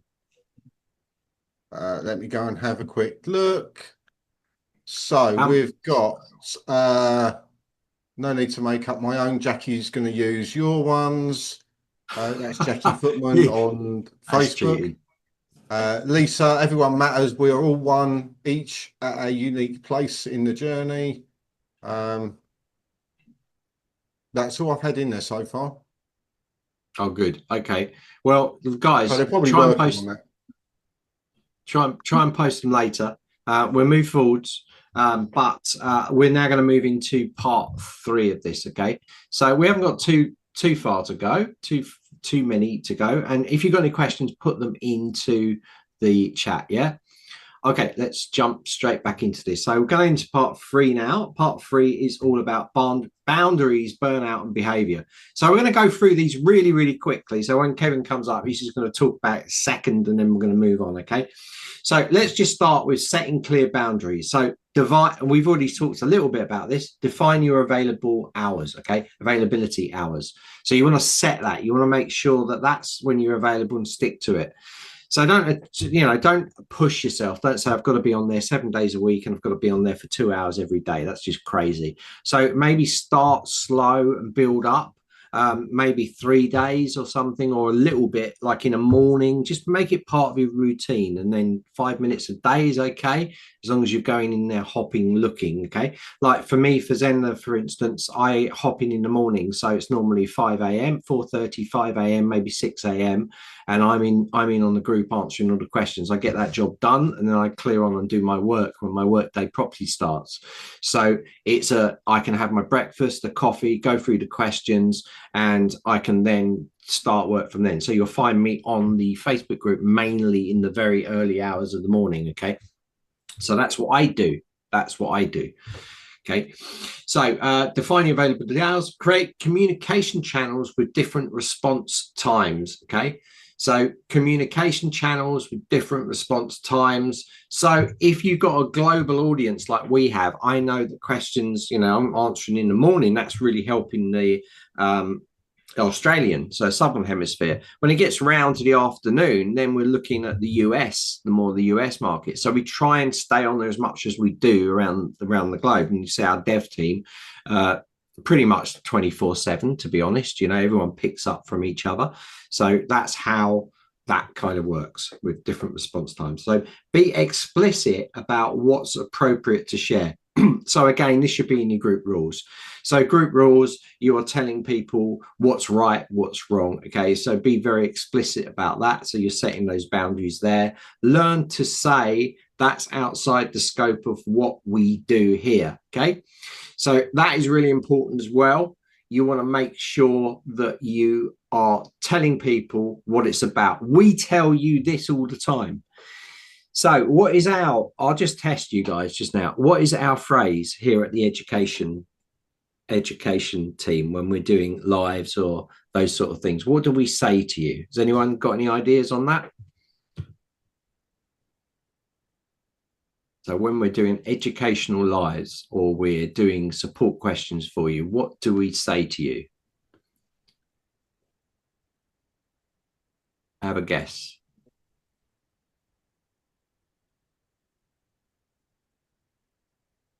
Oh, you're quiet. All right, I'll tell I you don't what we. think I know the answer to this. It's a work to keep questions scope. No, the thing we say to you all the time is don't give us technical support questions. Oh yeah. Yeah. So we do. Yeah, you say it probably more than anybody, Kevin. I say a lot of things, but it doesn't mean I listen to myself. So we say to you, come on, dear, live support desk. We say to you, educationally based questions. So on the platform, not if something's gone wrong with the platform, that's a technical support question. You need to talk to technical support. That's what we say to you, and we're very focused at that. We don't go off and start doing, crossing channels. So that's outside the scope of what we do. So that's for the last one there, moving through. So Part 3, boundaries, burnout behavior, managing members' expectations. So Kevin's going to speed through this, Kevin. Yeah, you've got to make it really clear that you're not on call 24/7. This sort of goes back to the last slide about setting hours.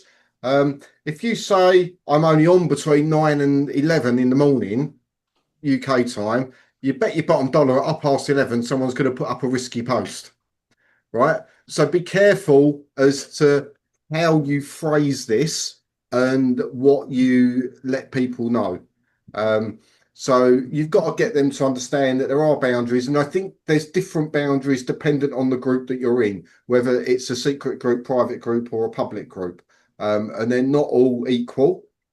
So if you decide that you, like in the last slide, we talked about different communication channels, and it's a good one here, use autoresponders when you're not available. So you could say to people, if you want to email us a question, you don't really want them to do that because you want the conversation in the community. But if it's that desperate, set an autoresponder up saying you'll reply in the community within the next whatever, or as soon as you can. So, but look at systems that don't just rely on you. And I think this whole section is really about just like you would with a one-to-one client. So I know a lot of you probably have one-to-one clients that you coach or you train.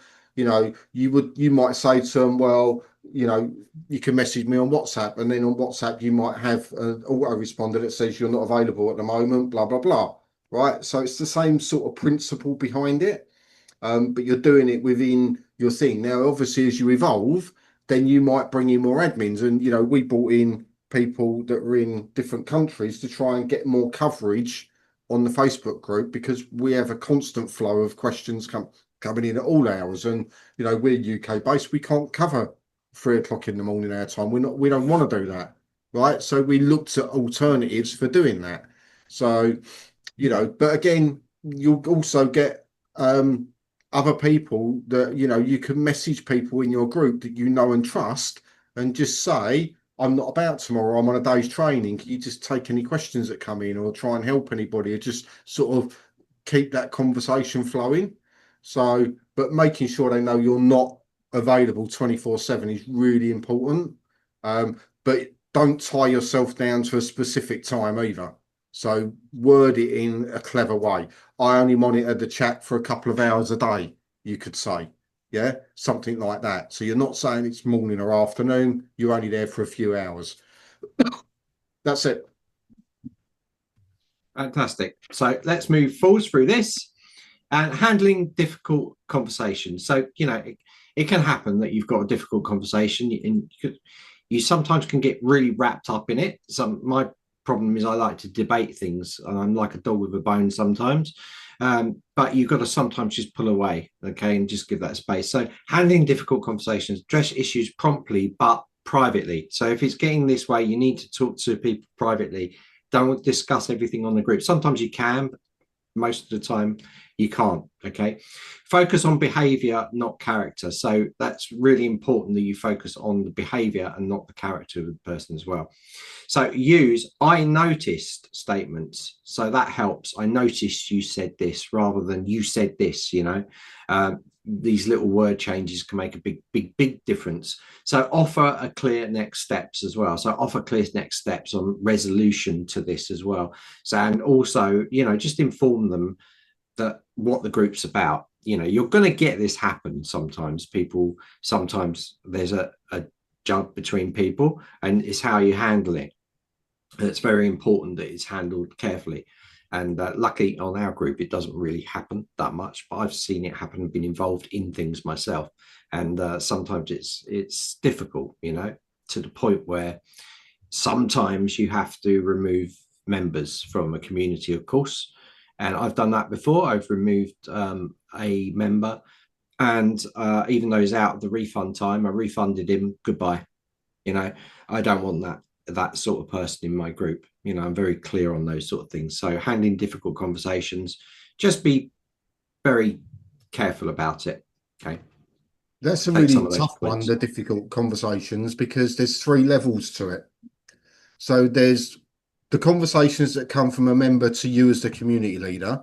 There's a conversation that comes to you about an admin or a moderator, and then there's conversations that come to you about a member to member.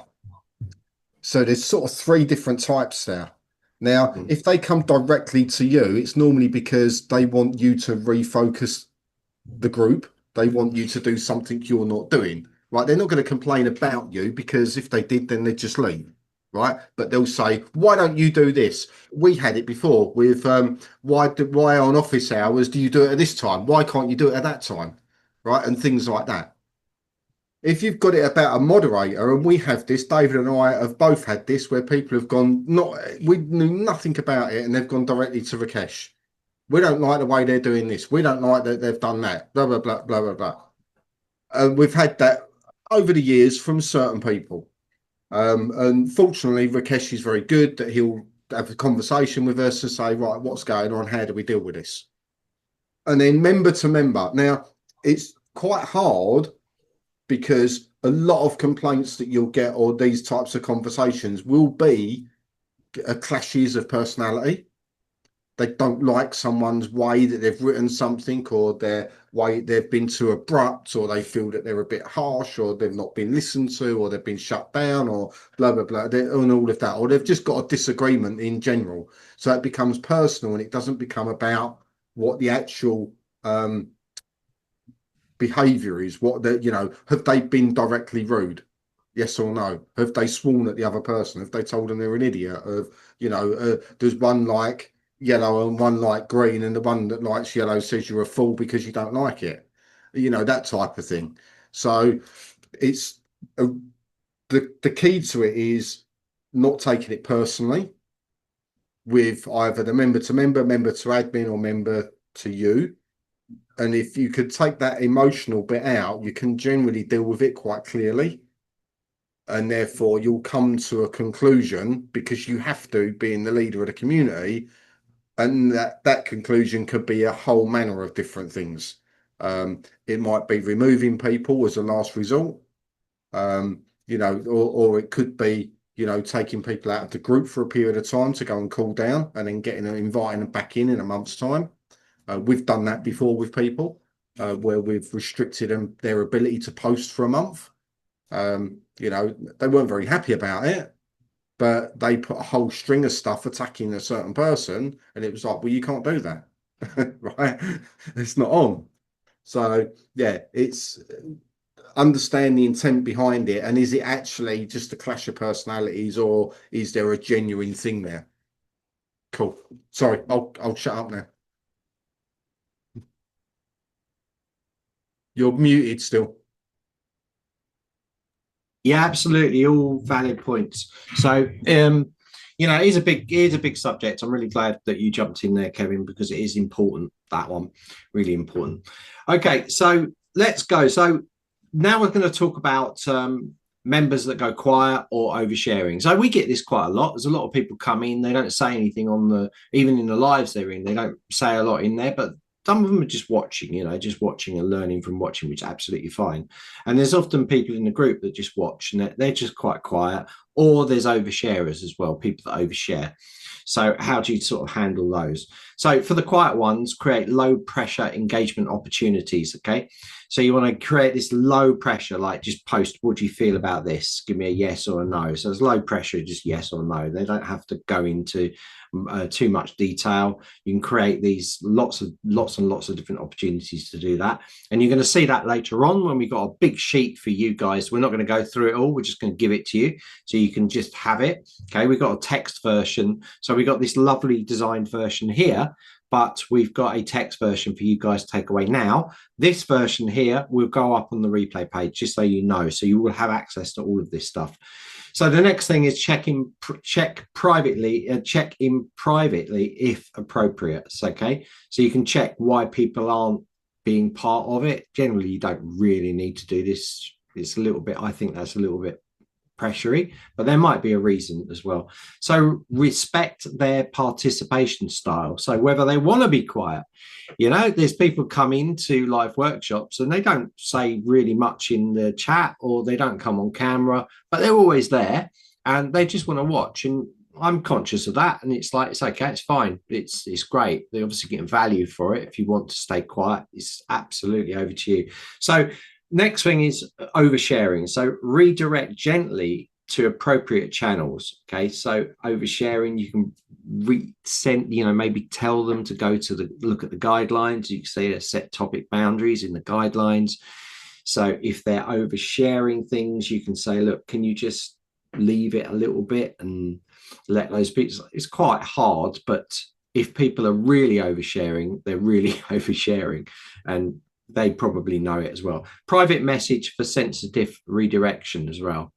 So oversharing can be a big one. I like people to overshare than be quiet, to be honest. It's nice, but if it's oversharing for the sake of it and it's not giving any value, then you've got to say, look, why that's happening. So you need to look at what that information is about as well. I think that's important going forwards. So Kevin, do you want to jump on this one?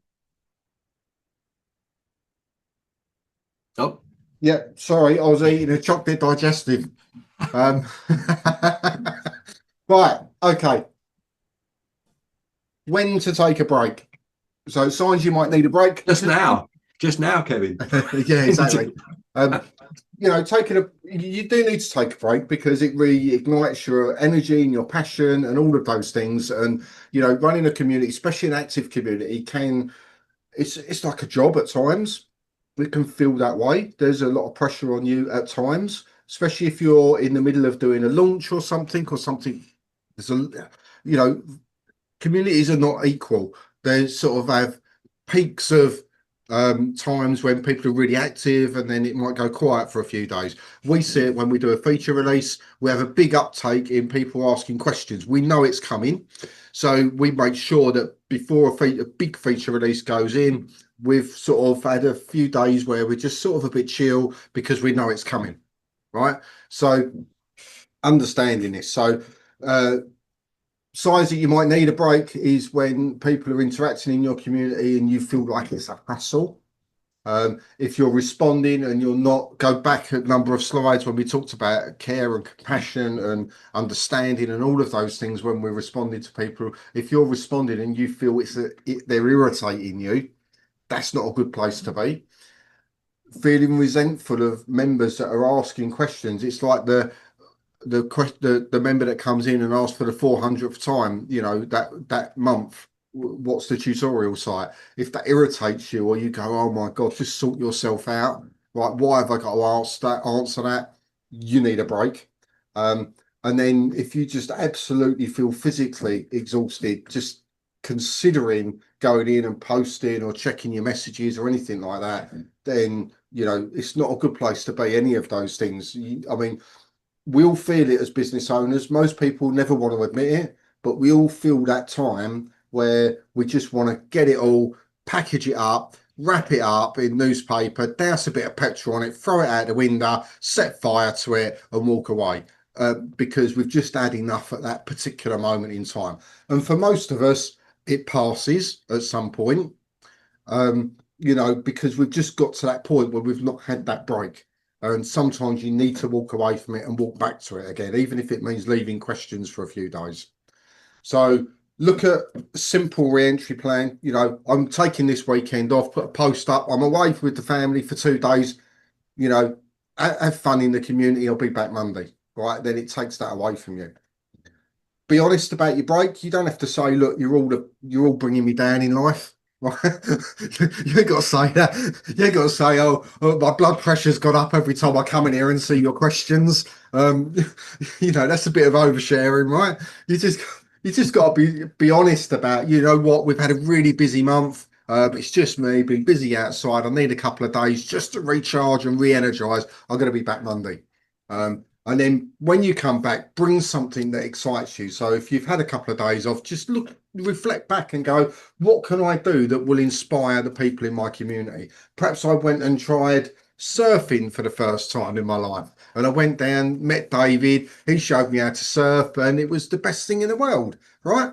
And I absolutely loved it. And I'm going to suggest everybody go and, go to the water, the energy of the waves, blah, blah, blah, really great. You know, and that's what I got from having the weekend off. What did you learn over the weekend? Great opening question for someone, right? In a community. So, and that should excite you. So, but don't just try and trudge through the mud, because it's really is what it is, and you'll end up sinking and sinking, and it'll get harder and you'll get more tired. And you do need to recognize the early signs of, I just need a day or two out of this. I'm not talking about taking a month out of it, because that would be absolutely insane. But a few days out's not going to destroy your community. That's it. Yeah, absolutely. 100%. That's really good. Back to my chocolate right. digestive. finish away. So, okay. So let's just talk about a pro tip here. So, when to take a break. Pro tip: use these tools to answer questions before they come up. So you can stop too much anxiety on yourself and breaks by doing things like pinning posts, having comprehensive FAQs. So this is going to help you long term. This is why we have like quite a few different education resources. You have the YouTube channel, you have the tutorial site, you have the support site as well, which is very much underused, but actually a huge place where you can find information. And we have all of these, and it makes life easier. It means you can take a break. We know for a fact that before we started working, me and Kevin started working on Zenler, there was more questions, basic questions went into the Facebook group.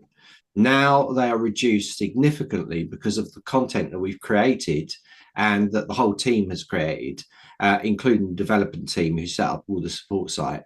And all that site was all set up, and it took away this thing. We can now, most of the time, give people links straight to videos, straight to support documentation, meaning that it's much easier for us. So if you've got these things put in place, and Kevin mentioned it earlier, comprehensive FAQ, you're pinning the right post, your guidelines, strategic welcome message, and of course, resource directories, which is talking about here, then it's going to be good. Prevention is better than cure. So a little tip for you to take from this going forwards. Okay, so let's move here. So part 4, leading with communities, not just to it. So this is all about, like, you want to lead people to a community. You don't want to just say, that's the community, bye-bye, I'm off. You want to be leading the community. So you want to lead with the community. Community, you can do this. We're going to be doing this. We're going to be doing this. It's an exciting place to be. You're going to meet fellow students. You're not just saying, there's my community, bye-bye, and I'll see you in the course or in my lives that I'm running. And that's what a lot of people do. They say, well, I've got a community. Yeah, that's my community. Just go over there. They don't actually do a lot there, and probably someone else has taken control of it. So it's important that you're leading with community. So you're leading that. That's the first foremost. And then tell people, use it as like a bulletin board to the stuff that you're doing. So don't think of it as like emails. So like most people are thinking, well, whenever something new I've got coming up, I'm going to send an email out to people. Well, that's all changed now. What we can do is we can just put it in our community. So this is the hub. This is where it's all happening. The benefit of this is, one, it doesn't hit people's junk folders or spam folders or anything. It's a place that you can access via the app on your phone, so it's accessible all the time, or on your computer, and people can go, oh, I wonder what's happening in my community today. If you've got people saying my community, your members saying my community, that's a good sign. So if they're coming in there, they're able to look on their phones and all of this sort of thing. It's really going to help. So it's leading with community, not just to it. Okay, so it's not just an offshoot. It's a major part of it. And that's why we've run a lot of these sessions all on community. So you want to be encouraging peer-to-peer support. So acknowledge helpful members publicly. We often do that. We run competitions. So who's doing well.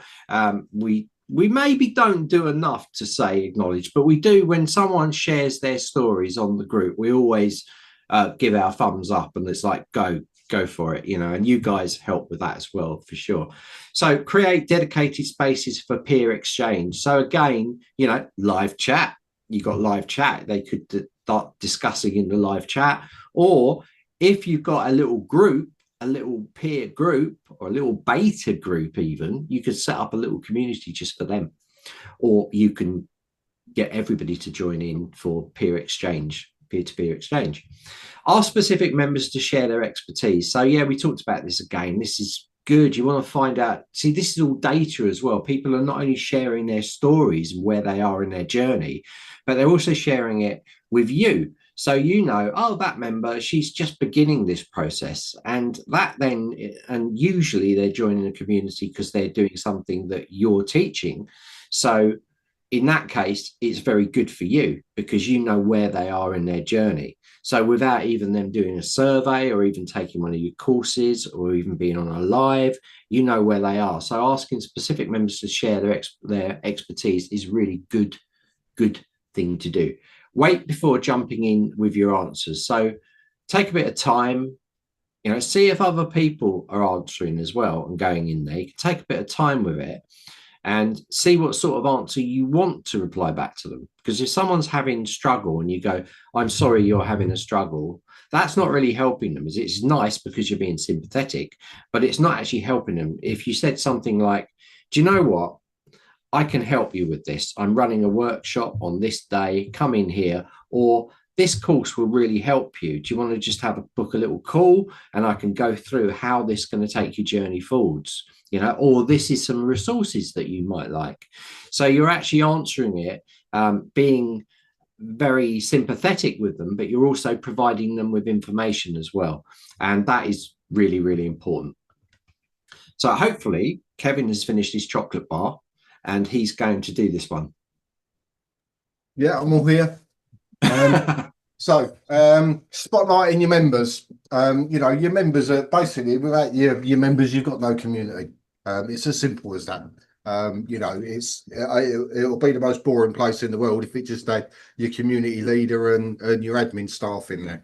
So what can we do to spotlight our members? We can do member of the month features if you want. So highlight a member. We don't do this in Zenler. Maybe it's something we should do. I don't know. We do pro user interviews, so it's sort of like it, but it's not really focused on them helping the community, which a lot of them do. So maybe that's something we need to consider. Member of the quarter, for example, if you've not got a huge amount of members, you could do something like that. You can get them to do co-hosting on events. So, of course, as you know, you can just take them from the community into a Zoom room within the Zenler platform. So you could just say, right, I'm running this with this member in here. Be great for you to come over. Member-led challenges, we've done this. We've had people come in and they've co-hosted workshops. David Zenler have been on with us and all sorts of things, which raises their profile up within the community. And, of course, share success stories, which is the pro user interviews that we've done. And now some people are actually out on the socials for Zenler as well. So there's lots of things you can do to spotlight your members. Why do you want to do it? Because it makes them feel good and it makes them feel noticed and appreciated. And there's no better feeling than from someone to say, thanks for doing that. I want to give you this, or thanks for doing that. I want to help you with that. That's why you do it. It's as simple as that. Yeah. Share success stories as well as like with permission, of course. One of our ones is Melissa Dillon. So she likes to share her story and she gives us permission to do what we like with it, really, which is actually really surprising. It's very hard to pin down the $1 million sales people on Zenler. Okay, and we've got quite a few of them. Earning lots, and she's the only one that actually comes forwards. So we reach out to people and ask them to be part of that. But do you know what? It's like I look at it like the success story for me is anyone that is achieving what they want to do. So if they've turned this and this is their sole income, whether they're making millions or even just starting and making 1,000 a month, if that's a success story to me, because you all start somewhere and you build from it. So I know a lot of you are on this route to making money, and many of you might already have a second job and you're trying to get this off the ground. And you will succeed. You just need to dedicate yourself to it and move forward. So let's move on to the next one. So we've got creating sustainable traditions. So you can have weekly or monthly rituals. We do this at Zenler. We've got office hours that Kevin runs. He runs that every single week. That's why we're on about rituals. We got the Wow Wednesday. We got the welcome guest post as well. That's going to come back as well. Now we brought back a day with Zenler last Friday of every month. So it's exactly the same time. We try and keep consistent times. Office hours moves around because it hits different time zones. So he wants to. So that's why we do that. We did have it set time, but we're moving it around a bit now. So celebrations that members can initiate as well. So this can be really good. You can celebrate. We did it not long ago with Course Creators Day on the 23rd of April, and we actually did a competition, and we had a winner from that as well, and that was to celebrate that particular day. So we're trying to get more people involved in it, and a lot of you were posting and tagging and things like this. So these are things that you can do as well. Challenges that run on autopilot. So evergreen, you could have evergreen. We've got those. We've got our courses, but we've also got marketing funnels as well. So in our marketing funnels, we could put this whole thing, run it afterwards as an evergreen, and we could then promote that and get people leads to come in through that. And you could do the same for your community. So you could post every month. This is a challenge, and you could send them to the first step in the funnel, okay, because they're already registered with you. So you can send them to the first step in the funnel, and then they could take that challenge, and then you can ask for their feedback at the end of it as well. So you could set it up with an auto redirect to a form where they fill it out, so they could fill a form out and give you testimonials on how they saw your training. So there's loads of things in there you can do with. Anniversary recognition. So like I just said, like the Course Creators Day, you might want to do Christmas and all the rest of the traditions that come in. Also a good point to say there's at least 5 national Kevin days throughout the year. If you guys didn't know, Google it guys, you'll find it. National Kevin Day. So maybe part of that, have that as part of your anniversary recognitions, I think. Okay, so moving forwards, over to you, Kevin. Yeah. So there's other things that we can do within our communities, and we're going to get way more deeper into this on Wednesday when we talk about the community engagement stuff. Takeover Tuesdays, we can add those in. You've got the member expertise directories. Now, we don't tend to do these so much in Zenler because of the nature of what it is. But I've seen this happen before where people have had directories where people have different skill sets, and they really can be really useful. Interviews always been popular. Always been popular. Now that can be community members that are coming in for different reasons. So if we look at Zenler, for example, we've had interviews with branding experts. We've had people with expertise in being on camera. We've had all sorts of people come in. They're just people in the community that are using Zenler. They didn't sign up to the community to do that. We noticed they had that specialism. They'd been really helpful to other people, and we said, look, hey, is this something that you fancy?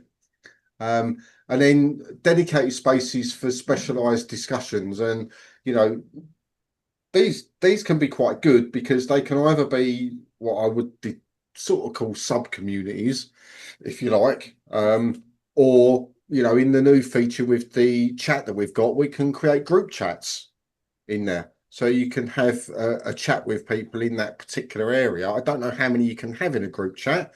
That's a question I need answered at the moment. But, doing that type of thing can be quite useful. So, yeah, it's just making that, it's just getting, if it just becomes you all of the time, it does become sometimes a little bit too much. And just to get other voices being heard within your community, obviously with collaboration with you as the leader of the community, it's only going to enhance the value of them being there. They're just going to want to be there more. And as long as it's not a direct conflict in what you're doing. So if you're teaching someone how to train their dog and you get another dog trainer in, but they train it exactly the same way, that might not work so well. If they have slightly different techniques or they focus on a different breed or something like that, that might be quite useful. A lot of people deal with older dogs and stuff like that. So getting those types of people in would be helpful. So think about it strategically. What's the ultimate question is, what's good for your members? Yeah, absolutely. Right, let's rattle through these now, guys. So let's go for this. So part 4, what I want you guys to do, again, I've just sent you in the chat, you're going to see there's a PDF in there. You can grab that. That is this presentation. So you've got that, guys. We're running out of time rapidly. So look through it. All of the things that we want you to do, make sure you put those on the Zenler community, okay? So, or you can put it on the Facebook community. But at this point, we'd like you to put it in the Zenler community. Okay, so work through those. So for part 4, we've got the same thing going on here, turning contributors into helpers, right? This is a really important aspect of it. Identify consistent, constantly positive members. Okay, that's uplifting members. We've got loads of them in our group. Offer small leadership opportunities. So you can make them a group expert, these sort of things. There's lots of things that you can do. Create community guides. So we know that. Roles. So you could actually have roles in there for that. Provide recognition for those who step up. So we do shout out sometimes for people that are helping other people that turn up for our workshops, like Pauline in here, Geraldine, all of you guys. You know, I've seen you in here before. So kudos to all of you, like a little shout out for you guys. And plan a simple member-led feature. So an example of this would be member wins hosted by a student, okay? Monthly hot seat facilitated by a veteran member. Resource roundup curated by different members. So the title of that would be My Contributor Plan, give 3 types to turn community members into helpers. So you can try and think outside the box here with how you would turn those people into helpers, and look for those opportunities within your community when you start getting people into your Zenler community going forward. So that is part 4, sorry. So now I'm going to move on to the happy cat, and we have the strategic community post types. This is huge, but I'm going to let you guys look through it. This whole PDF is going to be on the replay page, and I'm just going to go through these post types now. Just have a quick look at what you're getting access to.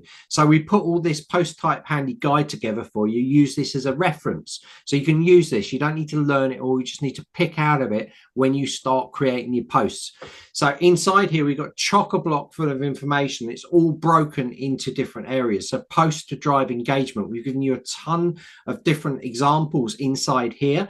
Open-ended questions, accountability threads, you've got expertise showcases, community building, connection prompts, gratification and appreciation. Guys, you must be excited about this. Moving forwards through this, we've got more pages of content, post to entertain people. So we've got industry humor, personally based and behind the scenes. We've got rapid fire games, sort of things that you can play. Hypothetical scenarios in there as well. So you've got a ton of stuff. Right, going through here again, we got post to drive sales as well, like social proof collections. We got self-selling approaches, comparison content, direct promotion, value demonstration as well inside here. And so you should have everything for anything you need if you're struggling for ideas. So quick feedback gatherers, polls, simple ratings, either or choices. So we give you some examples of each of those going through as well. User member insights as well, demographic collection, another major one. Each of these are really important for you moving forward. So this is yours. It's going to be part of that. We've also got cross-purpose post, multi-objectives, and we're going to move through this because there's a lot. So reflection Q&A. Guys, I don't think you need questions. We kind of run out of time because it is 59. Look at that, 2 hours. We've got a bit of time if anybody wants to jump on. In 2 hours, a quarter of an hour. So at the last page, just to show you one last thing, on the last page, we got this, okay?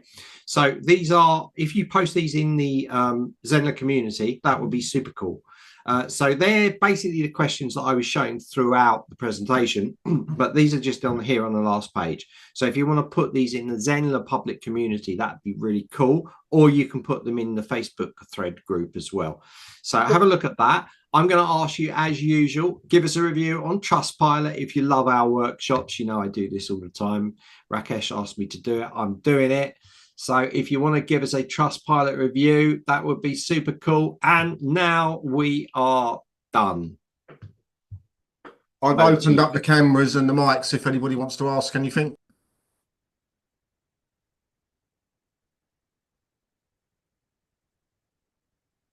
You think I've sent them to sleep? I think they're all being shy.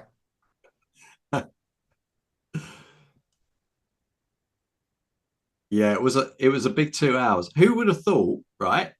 Who would have thought that leadership would be like a 2 hour workshop, you know? All full of really valuable things. I want to take this opportunity also to thank Kevin for doing this with me as well, because it was set me, but I thought I really like to have Kevin to have his input in here as well, and he's been amazing. So thank you, Kevin. No worries. Just remember that, you know, pick your one community, which is what we've said all the way through this. Your one community type, what your objective is, and then decide how you want to lead it, right? Because your next community might be a bit different. So, you know, and if you can walk away from today knowing that with some clarity and really understanding it, then we've done a good job, right? If we've left you more confused than when we started 2 hours ago, then we need to have a word with ourselves and eat a few more digestives, I think. But no, hopefully you can start to see where we're going with this workshop, that we're sort of building you up all the way through, giving you each of the tools individually that you need to think about when you, because it sounds really easy. Oh, I'm going to do a community. Go in, set your category, set your name, bomb, done. Send an email, invite a load of people in. Well, now what? What happens when they ignore your email? What happens when nobody comes in, or they come in and then they leave, or they come in and they don't do anything, right? And all of this whole series is about getting you all the way through to the end, where we've still got, remember, community engagement on Wednesday. We've got monetization on Friday. Then we've got growing your community next Monday, because obviously numbers go up and down and up and down, and you want it sort of like that, but it will go as you're going up. You'll lose people, bring new people in. You'll get competitors probably come in, especially if you've got a free open community, just to be nosy, see what you're up to. We know we've got them in the Zenler community. We've got people from other LMS systems in there. That's fine. We've got no problem with that. They try and replicate me and David, but you know what? We are not robots, right? We are not AI. We cannot be replicated. Good luck, other LMS systems. You're never going to get that. So, but my point is, you know, it will. So we're doing that. We're looking at building the community up, you know, marketing it, getting more members in, which is an ongoing thing for most, certainly public communities. Maybe not so much for the secret ones, but for the public ones, which is your marketing machine, that's an important part of it. Yeah, and then we've got advanced tricks with David next Wednesday. He's going to show us some bits and bobs in the system that you probably don't know you can do. And then Q&A on the following Friday to wrap it all up. So at that point, I think a week on Friday, really you should be at the point where you've set your category up, you've set your community up, your first one, you've got your rules together, you know how you're going to be managing it, you've got an idea of what its purpose is, you've probably got your header set up and your icons set up for it and all of that. And now you should be having some maybe operational questions. I've had someone come in, I didn't know what to do, this situation come up, that type of thing. Because then that's actually using it, and that's when it gets really interesting. So, and that's when you have a lot of fun, because there isn't normally a right or wrong answer to it. Normally at that point, when human beings are involved, it's situation by situation, and you have to take it. It's a bit like, you know, being an employer, right? And you're dealing with a situation that's come to you, and there's so many different things you've got to consider before you jump in and go, "You're fired." No. You know, so you have to think, fired? Oh no, I'm going to a tribunal. Oh no, I've just cost myself 50 grand just because I said, "Oh, you're fired too quickly." I don't want to do that. So there are things that you've got to think about. So hopefully we'll get to some of those a week on Friday in the mass Q&A. So Yeah, and I think it would be a good idea, like when we do get to that Q&A, to find out from you guys who have actually launched. And you might have launched now, you might have started it now, so we don't know.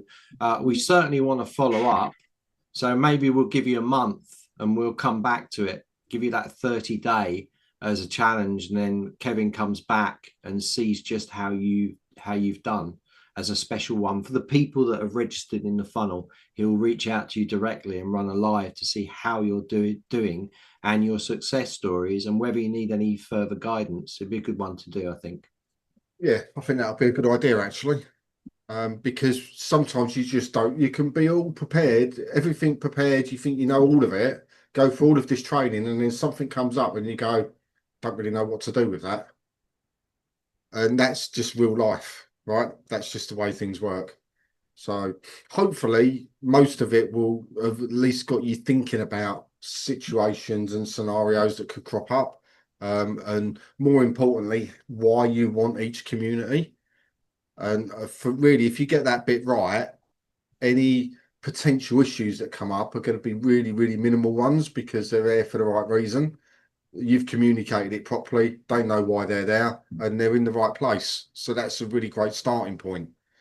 What you don't want ever is from to walk into your community and go, oh, I didn't think it would be like this. Because then they'll leave really, really quick. And, it's not a problem. It's just disappointing when you see people join. You get excited and, oh, I've got 3 new people in today, but 2 of them are left because they thought it was one thing, got in and saw the content was something different. So your communication has to be quite clear on it. It's a bit like having a sales page for your course. You have to be really clear about what the content of that course is before they buy it, so they know exactly what they're buying. You have to approach it the same way with a community. When you're encouraging people to come along to it, you have to be really clear. This is what this community's purpose is. This is what it's here for, right? This is why I'm inviting you to join it, right? And then you won't get any of that. It'll be really, really easy. So there we go. Right. Okay. We'll start wrapping up, shall we?